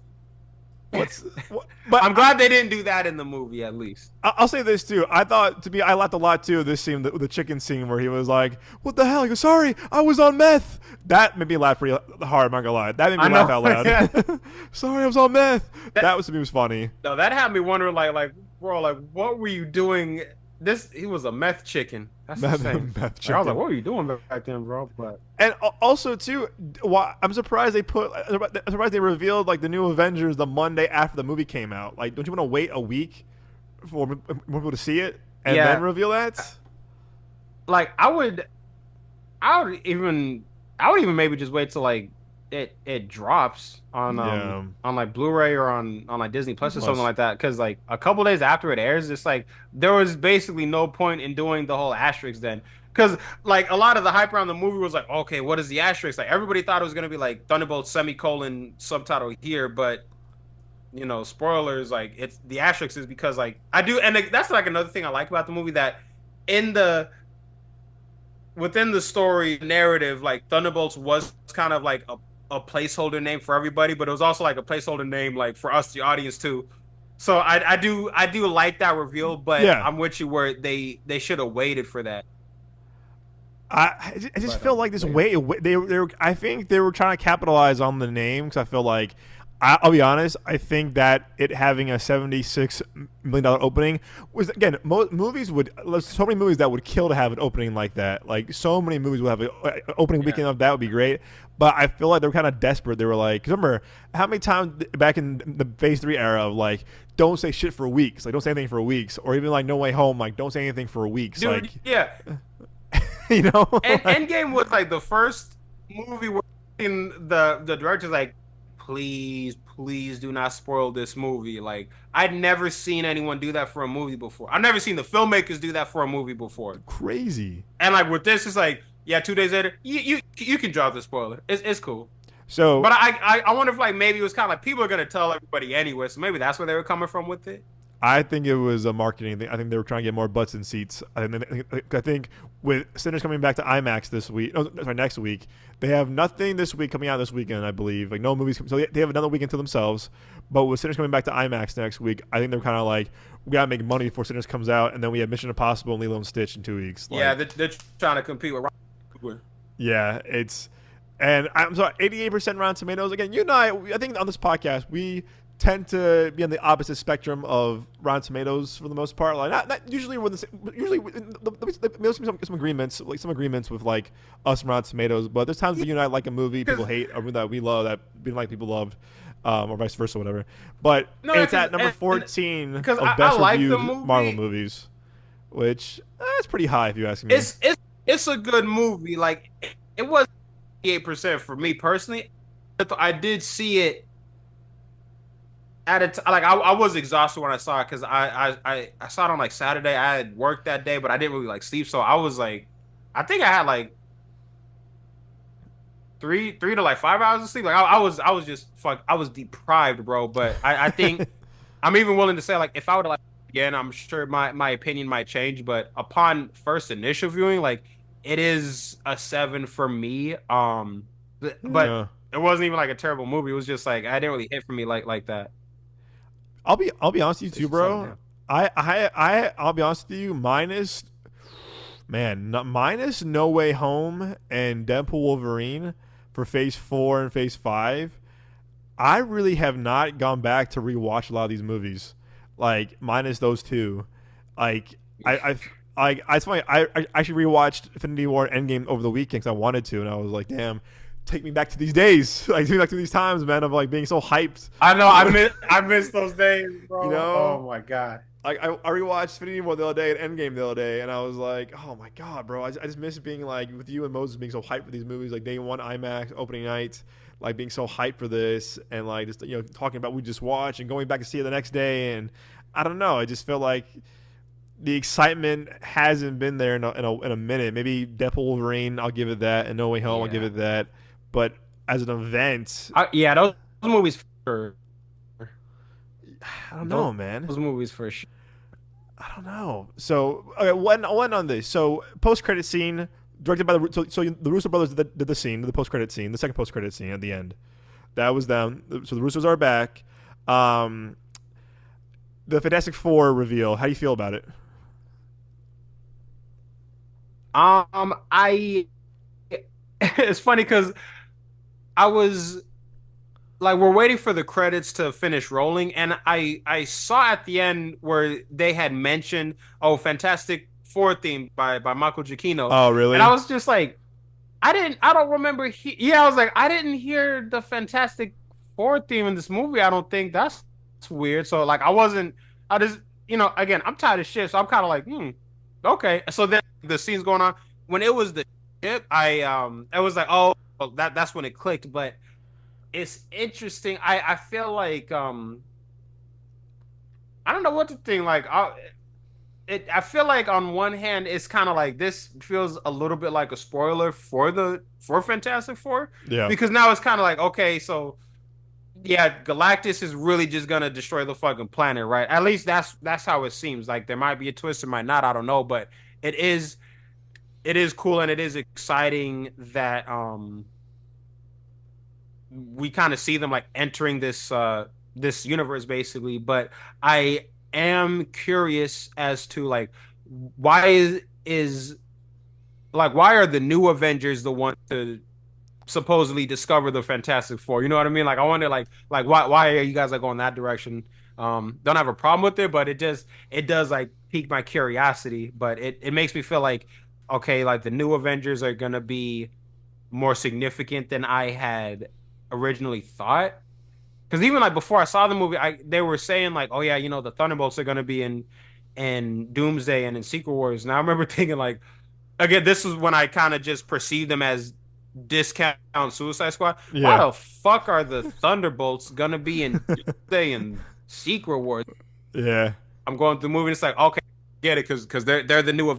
So I guess it's gonna be two Avengers teams trying to fight Doctor Doom or some shit like that. But it overall though, like I thought it was a cool scene. It was a cool end credit scene. It I don't have like much to say about it. I do really want to see Fantastic Four First Steps, so I am really excited for that Someone for that movie. someone on Twitter said this is the ending scene, them leaving. Someone on Twitter has a theory of how F4 is going to end, and it's this scene right here, where he goes, "We will protect you," or I don't know, whatever. And someone on Twitter said this is how F4 is going to end. This scene right here, where he goes, I don't know, or whatever, and they leave. Like that. Someone on Twitter has a theory that That would be fucking crazy. like good luck, like good luck. So that's why. So someone No, imagine like, hey, listen, man, Galactus is coming. It seems like the world's about to end. Are we good? And like the world's foremost protector is like, deuces, and then just fucking pops universes. That's wild. Like that.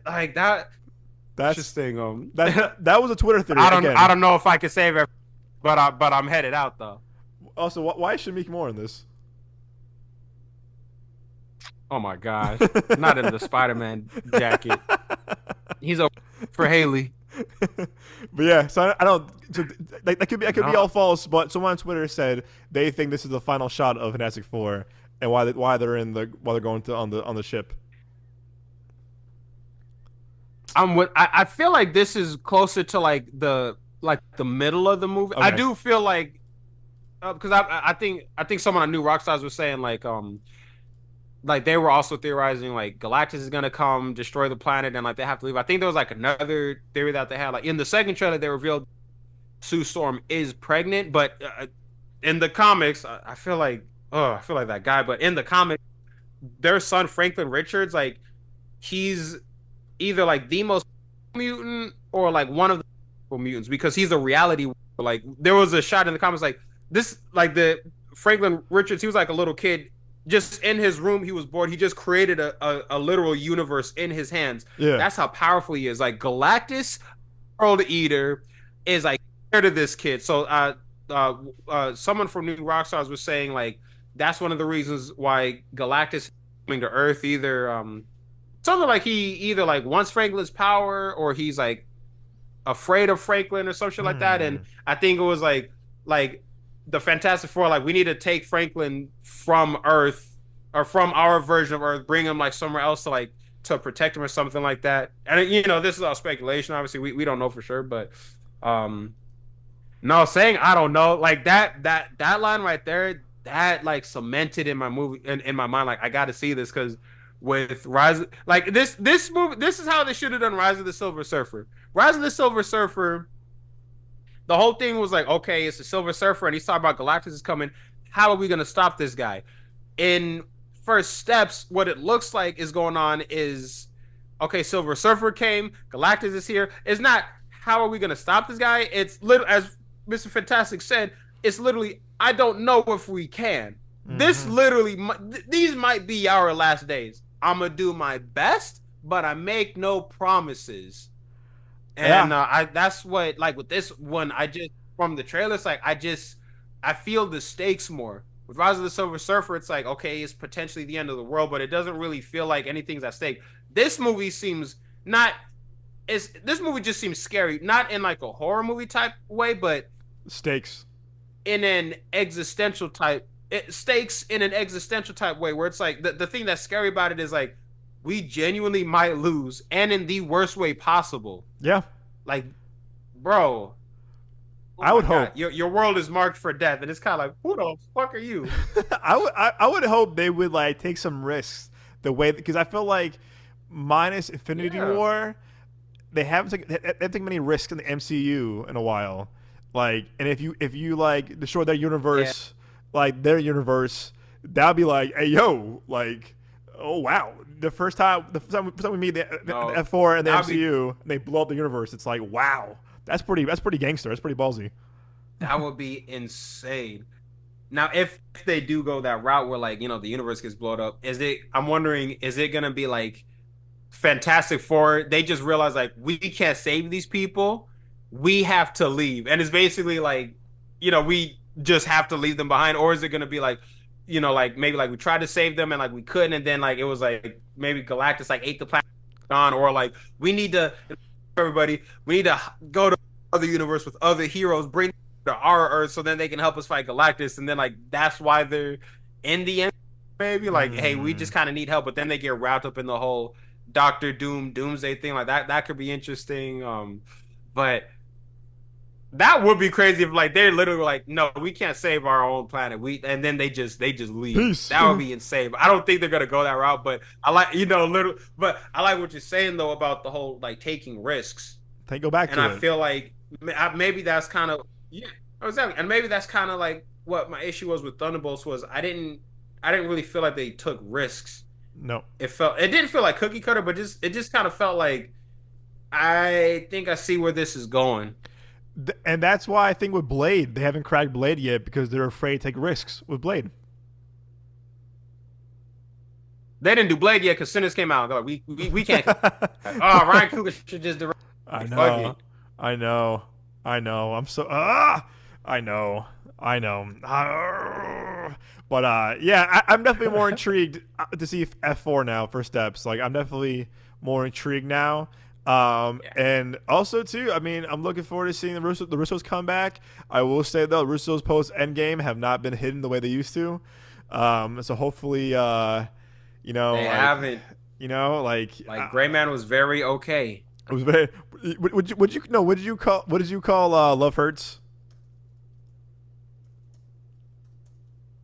Oh, Extraordinarily it okay. was like surprisingly okay, Yeah, extraordinarily extraordinarily okay. I okay. think, yeah. Yeah, that.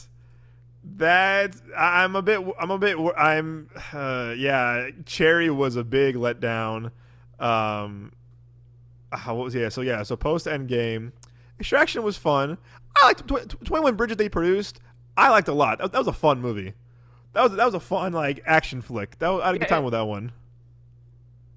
I still got to see Extraction Part Two, but yeah, it seems like when they like direct something outside of Marvel, it seems to not really hit that much. But Gray Man 45. I don't want to 45 say like, though. oh, they should just stick with Marvel movies. Yeah. It wasn't a 45, but it was just kind of like it was okay. Like it was Yeah. fun. It just didn't hit. I expected more of that one with the people involved and the talent involved, like both writing, directing, producing, Yeah. stars. And I heard this was when we were in South by. Again, we haven't seen it yet, but we were hearing like this movie was ass. I still No, haven't seen it yet, when we got I'm like I kept seeing people just kind of shitting on it. and I was just like, damn. Eesh. And this one has a lot of MCU people too. Like I think Anthony Mackie was in it. Chris Pratt, obviously. The Tooch, Excuse me. the Tooch, Ki Kwan, The Tucci. Stanley Tucci. Juan Carlo, phenomenal actor. George Costanza was in John this. Carlos is Jason Alexander. Yeah, Woody Harrelson, What? Anthony Mackie, Yeah, maybe I'll have to watch this movie. Brian Cox. Brian Cox. Yeah, Alan Tudyk, Billy Bob Thornton.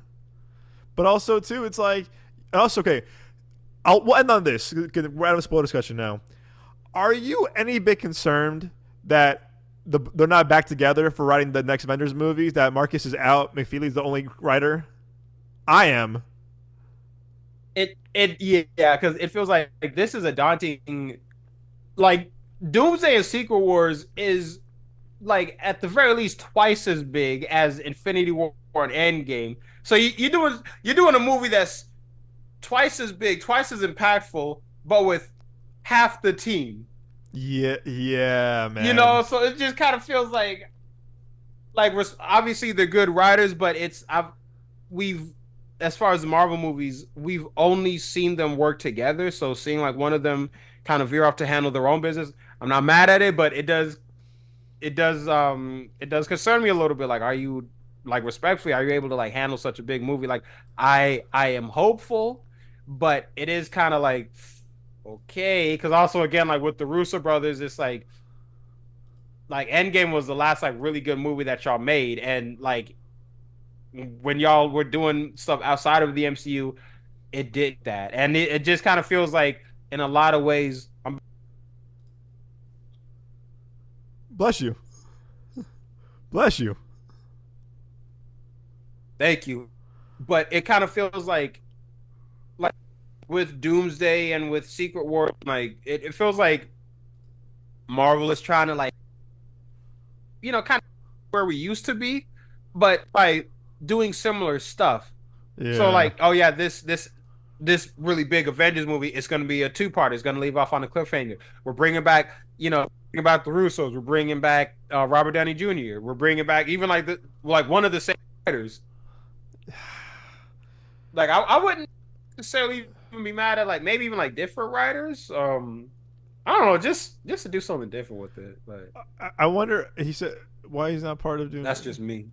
Um, uh, I don't know. I don't know. I'm a bit worried that they're not coming back to that both the again because these guys wrote First Avenger, Thor: Dark World, um, Winter Soldier, Civil War, Infinity War, Endgame, and I don't know. It's just I don't know. It's I don't know. I thought the other day I was like, that they're also a writing partner too. It was like if we wrote something together, like a whole series, and be like, all right, bro, good luck. But, ayo, like, Yeah, hey. for yeah, like we're gonna do another series, but it's just gonna be you. I'm like, oh Yeah, hell no, bro. But yeah, again, like hopefully things are good. Like, but again, Thunderbolts is really good. Fantastic Four looks like it's gonna be really good. So hopefully, if we just kind of keep up this steady momentum of we're gonna take our time with this project, make sure that it works before like jumping the gun or whatever. Like, hopefully it all works out. Like everything's good. Everything's like it's like, at the very least like they're like solid films. But oh my gosh, yeah. To Ugh. here's hope, I right? like I'm nervous. I'm a little nervous. I'll admit, but Here's hope. yeah, Here's hope. Yeah, no, here's hope. But yeah, guys, again, you hear from us. Both Nick and I gave it a 7 out of 10, and I said Moses gave it an 8 out of 10. Still a very positive review, but again, I think as the Marvel MCU fans that we are, I think you and I expected a bit more, or just like more return to form that we haven't got in a while, or as consistent as I'll say. Um, but yeah, yeah. I'm curious to see how this is gonna do box office this weekend. We'll probably cover it next podcast of like the drop because again, Sinners is doing amazing right now in terms of the box office, having the smallest drops ever. So I'm gonna be really curious to see how this movie drops next week because there's no competition except for Kerry Washington, and Omar Scott, Shadow Force, but Oh yeah, I haven't Omar heard. Sy. I'm sorry, I haven't heard good things about it. So here's here. Here's here, but we'll see. But the one thing that we do on this show that we've done in a while, at the close of the show tonight, is our one-on-ones. Which, if you're new to the show, we do our one-on-ones. Basically, we give you one film recommendation and one TV show recommendation that we all just have close to our hearts that we cherish. So, Nick, starting with you, my friend, what are your one-on-ones of this week? So for the movie one-on-one, I'm gonna keep it slightly on brand. I'm gonna go with David Ayer's Suicide Squad. Oh, nicely done. This movie gets a lot of hate. Yeah, thank you. Thank you. No, this movie gets a lot of hate, and like the finished product, even I can like kind of well, I keep rambling. I apologize, but generally speaking, I like this movie. I like the cast. I like that it was like kind of. I like David Ayer's style handling these comic book characters. The, for me is I wish the movie matched the tone initial Comic-Con trailer that we got. Because Mm-hmm. that one, it was dark, it was haunting. Yeah, like, and it's just, then they had to drop that Bohemian Rhapsody trailer, and it just kind of shook thing up. But it's a solid movie. It's fun. They introduce these, kind of like Thunderbolts. It's these characters. You think that they're just like shitty people scum Earth, but there's like heart to everybody, and like some of them are misunderstood. Will Smith was my favorite character in this movie. I like the visual style of the movie, although I do feel like some of the costumes should be like redesigned a little bit just to like kind of pop a little bit more. But at the same time, like, it was a cool movie. It was fun. I like how it was kind of tying in with the other movies a little bit. Um, and I guess I'll leave off with that by saying release the Ayer cut, because I Yes. really would love to see the original version. Yeah, like I would love to see a version of this movie that was like how Ayer originally intended it. Even the we got, apparently, I don't know if, like, filmed all of this stuff or if it was just a script writing process, but how when in the Justice League movie when the villain was like Steppenwolf and he had to get the mother boxes, apparently Steppenwolf originally was supposed to be the villain for this Suicide Squad movie, and the MacGuffin was them trying to get the suicide, or them trying to get the mother boxes. But so I feel like that would have been kind of cool to see. And overall, fun movie. At the very least, it's a fun movie. You could watch, you can have a good time. It's not terrible like a lot of people say it is. It's just, it's not as good as it necessarily could have been, in my opinion. Yeah, man. For the show, I'm going to go with Netflix's season 5 just dropped. Finished it with my lovely fiance. Crazy ending. It's been on my mind basically since I watched it. It's just like, but no, like I enjoyed it. I have mixed feelings about it, but I overall I feel like it was a satisfying. It was a satisfying ending because I feel like everybody basically got they deserved. Take that as you will, but this was a show where it might put me onto it.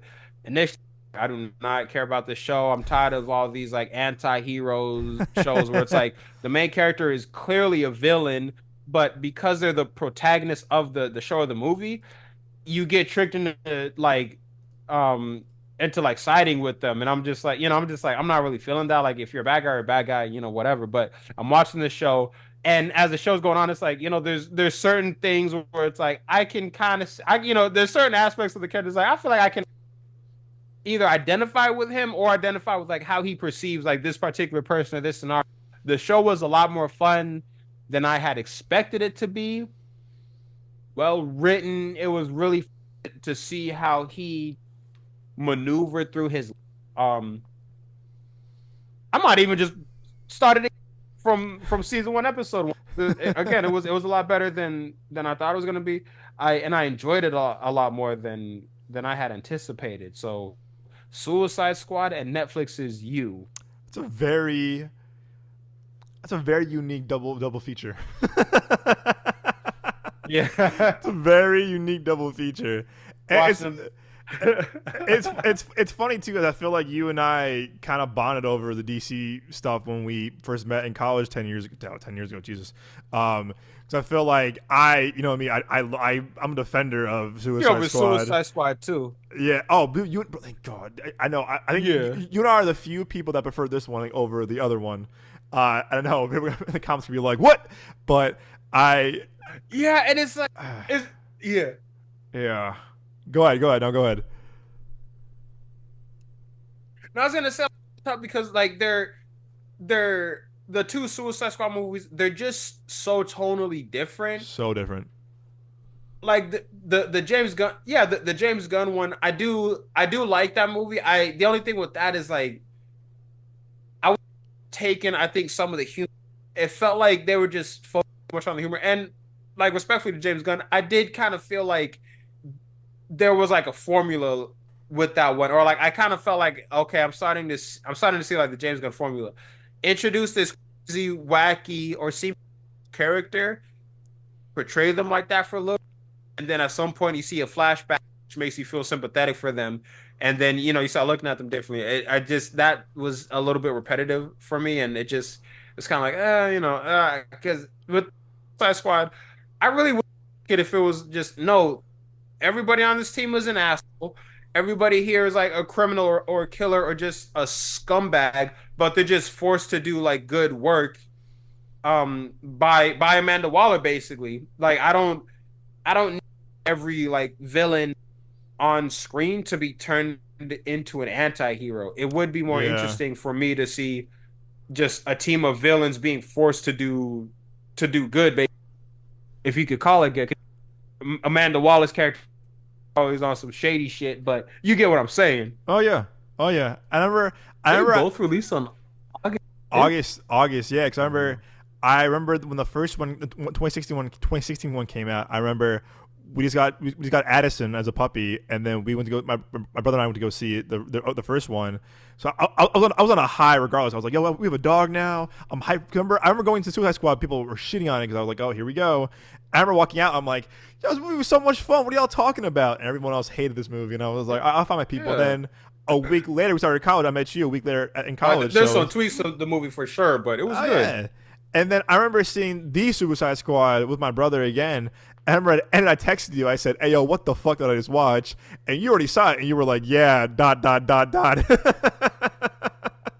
And I was like, Yeah, because uh, it's like both movies like there's almost like equal amounts of good and bad where it's like both movies I can watch, I can enjoy, I can have a good time, but I can't help but think like nah, like this is something I would just like have to change about it for me, you know what I mean? Like uh put like the David Ayer characters in a fucking Mission Impossible Fallout type situation. That there's your Suicide Squad movie. I'm trying to find it somewhere. Oh, do I have it still? I think I still have it. There it is. Yeah, bro. I'm a big fan of this movie. I even have it on. I have it on vinyl. I had the album on vinyl too. So I'm like, Yo, for real? yeah, dude. That's hot. That's hot. This was a thrift find, yeah, because I was like, heck yeah. People hated the soundtrack. I thought the soundtrack was great because it was like the summer I moved out here to Phoenix. So I was like, I'm a big fan of that soundtrack. But I would watch, as you know, Oh, yeah. I would watch Got John that Berthnall's nostalgic interview factor with for it. David Ayer because he really goes into the whole thing, like. He's very honest with John Berthnall about like what happened, and he goes, "Here's what happened." And I have a version of, I have a cut of my own movie, but you can't show it because legal purposes, and allegedly for legal purposes. But David, again, I recommend watching this clip on YouTube. David Ayer is really honest about what happened. Like it's because Deadpool did so very well, and then BVS came out. BVS is that movie that I grew fondly of because of you. I became more fond of because of you. And also, the Ultimate Cut was way better, and they didn't Okay. test BVS because most movies like that test screening, of course, and they didn't test BVS. So they were like, WB at the time was like, yes, like we have a winner on our hands, and then it came out and people just shot on BVS, and they were like, uh-oh. They were like, what next? And so they said, oh, we got to change everything about Suicide Squad, and they basically they locked out. Also, it was originally cut by Christopher Nolan's editor. There wasn't needle drops in Suicide Squad. The movie was much different, and WB was like, they locked him out. They go, nah, bro, like, sorry. And they got, so the people who did the trailer for the Bohemian Rhapsody trailer for Suicide Squad, they came in and reshot almost everything, or majority of it. Uh, yeah, that's the Reactionary. thing for me. It's like, yeah, like whenever, yeah, you can't be reactionary. And like that's like a downside of the Air one is for me when I watch it, I feel like I keep looking at it as I keep seeing like what it could have been, and Yeah. like maybe that's like kind of like adding to how to my perception of it. But it's like I know that there was at least a interesting movie than the one that we like Jared Leto is it Leto or Leto? Jared Leto. Leto was saying I film like hellish is Leto, like he was saying like I film hellish shit for the Suicide Squad, and like there was I think like he actually had like a an arc or a plot for the Joker. It Yeah. was like for him and Harley, and it seemed like it would have been interesting. And then there was gonna be like a Joker Harley movie or something like that, and it just got all like muddled. And you mentioned John Bernthal. John Bernthal, I think he would be a cool. Is no disrespect to Frank Grillo or to Joe Kinnaman, but I feel like John Bernthal would have been a pretty cool Rick Flag. Yeah, that I can see that. John Burt, especially when we saw him in Count 2, like he was like really lean. Like he was really like lean in the Count 2. Like you could tell he was very like he was jacked, but he was lean. You can definitely play that like that military op guy very well. Yeah, man. Please definitely everyone please watch the John Bernthal interview with David Ayer, because this one right here, it's really because it's like he's very honest about it too. And David Ayer, you definitely feel like the pain of like, dude, like I got fucked over, and I had to like eat that for like years because like it was my decision. I got fucked over because the studio was reactionary to my movie, and he was locked out. And it's like that's kind of unfair to him because it wasn't his fault. So good interview. Definitely check it out. For my one-on-ones of the week, ooh, man, that's good. I was gonna do. You know what? No, I'm gonna do this one. I watched it the other day too. I'm gonna do Edge of Tomorrow. I love this movie so much. I love this movie so much. I haven't seen it in years. I put in the 4K in the other day. I haven't watched it in a while. This movie is so good. And I'll be the first one to admit, when they were marketing this when we were sophomores in high school, I said this shit looks like ass. I was like, I'm not seeing this shit. This looks bad. That they use that generic song of like, this is the end. Like that really that apocalyptic song they use for like old kind of like sci-fi movies. It's kind of got like a little techno thing to it. Yeah. So, sorry, my dog is now cut on my microphone. Thank you, Blue. This movie confused the hell out of me because this movie confused the hell out of me because I could never tell if the movie was called Edge of Tomorrow or was it called Live, Die, Repeat. For the longest, I was just confused on that, but it is a really good movie, though. So I'll be very honest too. I didn't want to see this. I'm not seeing this shit. And then I think we got invited to a screening of this when we were in high school as fans, or whatever. And I said, I'm not seeing this. I mean, I'm good. And it was like summer of 20. So it was our summer that we were going into our junior year of high school. So it was like summer of 2014, and my friend Given at the time, he was like, yo, bro, I want to see this movie. And I was like, I don't want to see, come on, dog. You're being closed-minded, man. I'm like, I'm a Tom Cruise fan, but I don't want to see this shit. I was like, nah, bro, I don't want to see this. And I remember seeing ads for like everywhere. And I was like, I don't want to see this. And then one day we went to go see 22 Jump Street with our friend Carlos at the time. And we got kicked out because we were under 17. And they were like, yeah, you got to leave. And we're like, all right, sure. So we're like, damn. So our friend Carlos left, and me and my buddy Given, we walked around Navy Pier in Chicago. And at the time, that was the only real 1:43 70mm IMAX we had in Chicago at the time. This wasn't in 1:43. I wish, but it wasn't. It wasn't filmed for IMAX. It's kind of normal release, whatever. But me and Given were like, damn, bro, got nothing to do right now, man. It's hot in Chicago. Like, what should we do? And so Given and I walked around like the back because it was huge. I mean, huge. How big our IMAX is. You know how at our IMAX, AZ Mills, there's that back entrance, like up, like behind, like the very back. Yeah. So okay. Yeah.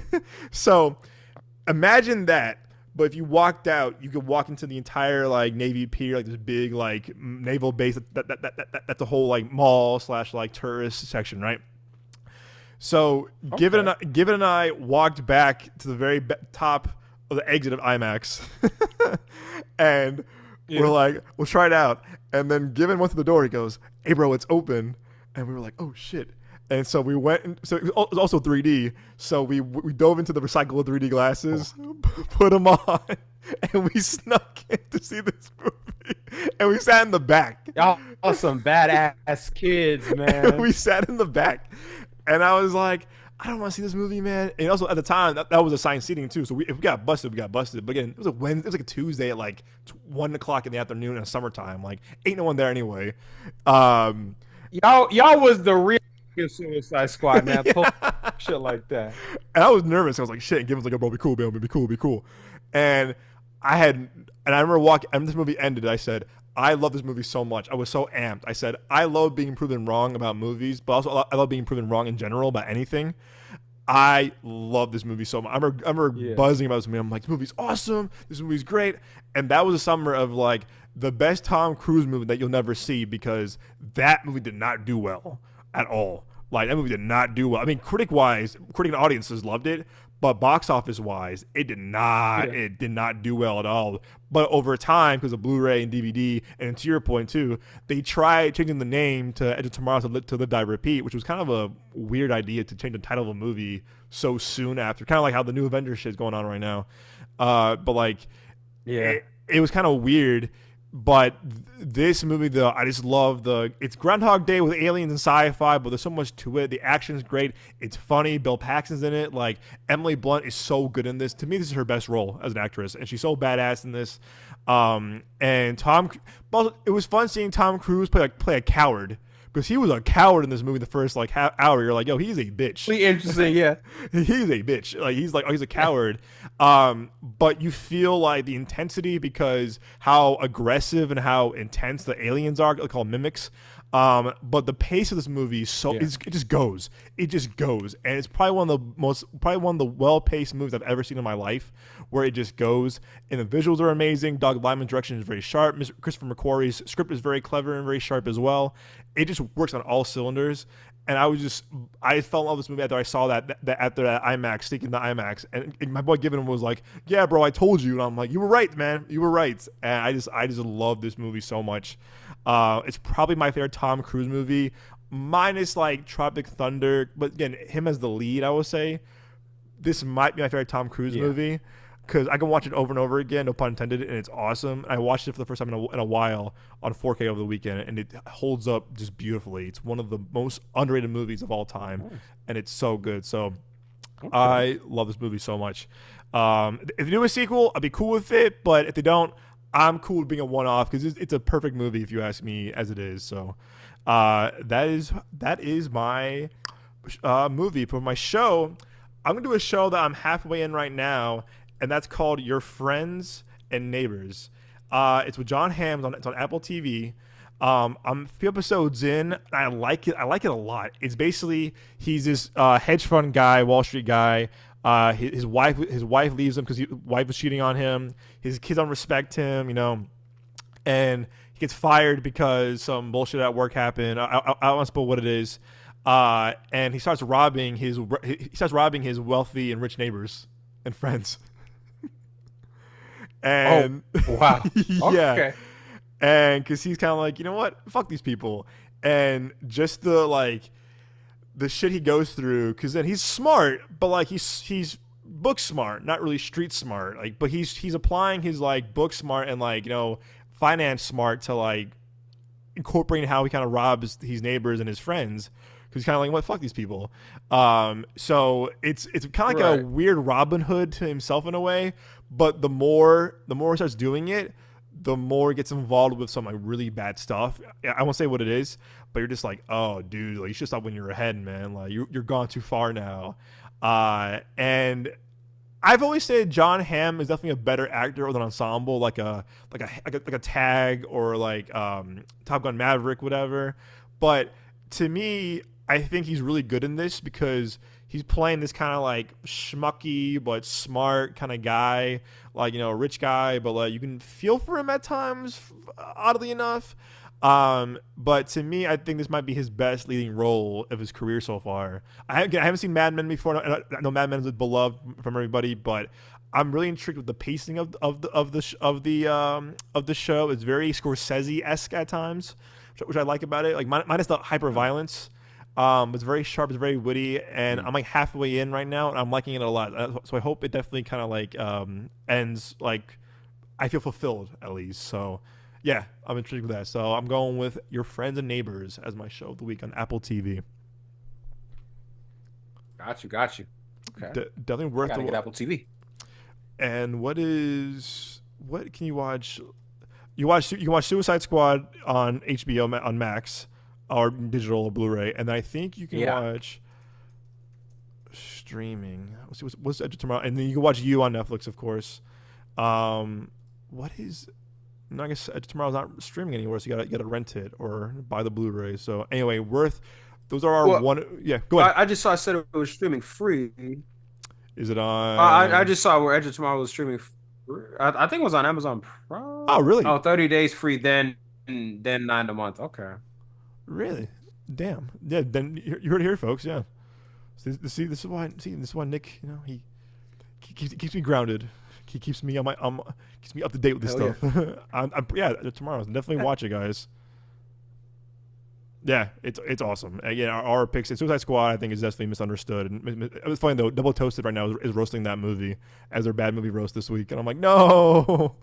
And they were going off on the movie too. Oh, the Suicide Squad. They were roasting it this week. Yeah, they were roasting it. Oh. I was kind of bummed. Like, all right, teach their own. Recipe Suicide Squad. Teach their own. All right, Nick. Where can our lovely audience find you at home on the socials? They can find me right here at the Genre of Your Life podcast for Midway Avenue Productions, and of course on my Instagram at AhmadJohnson98. Yeah, that's it. Those are the only places you're gonna find me.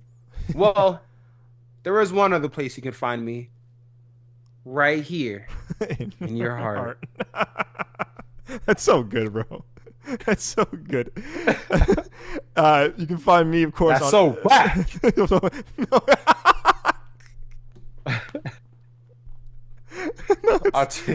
Hey man, it's motivational and beautiful, inspirational. You can also find me here. I want to end on a positive note. You have to, man. You have to, man. So much negativity in the world, man. Gotta bring that peace and love, man. Come on now.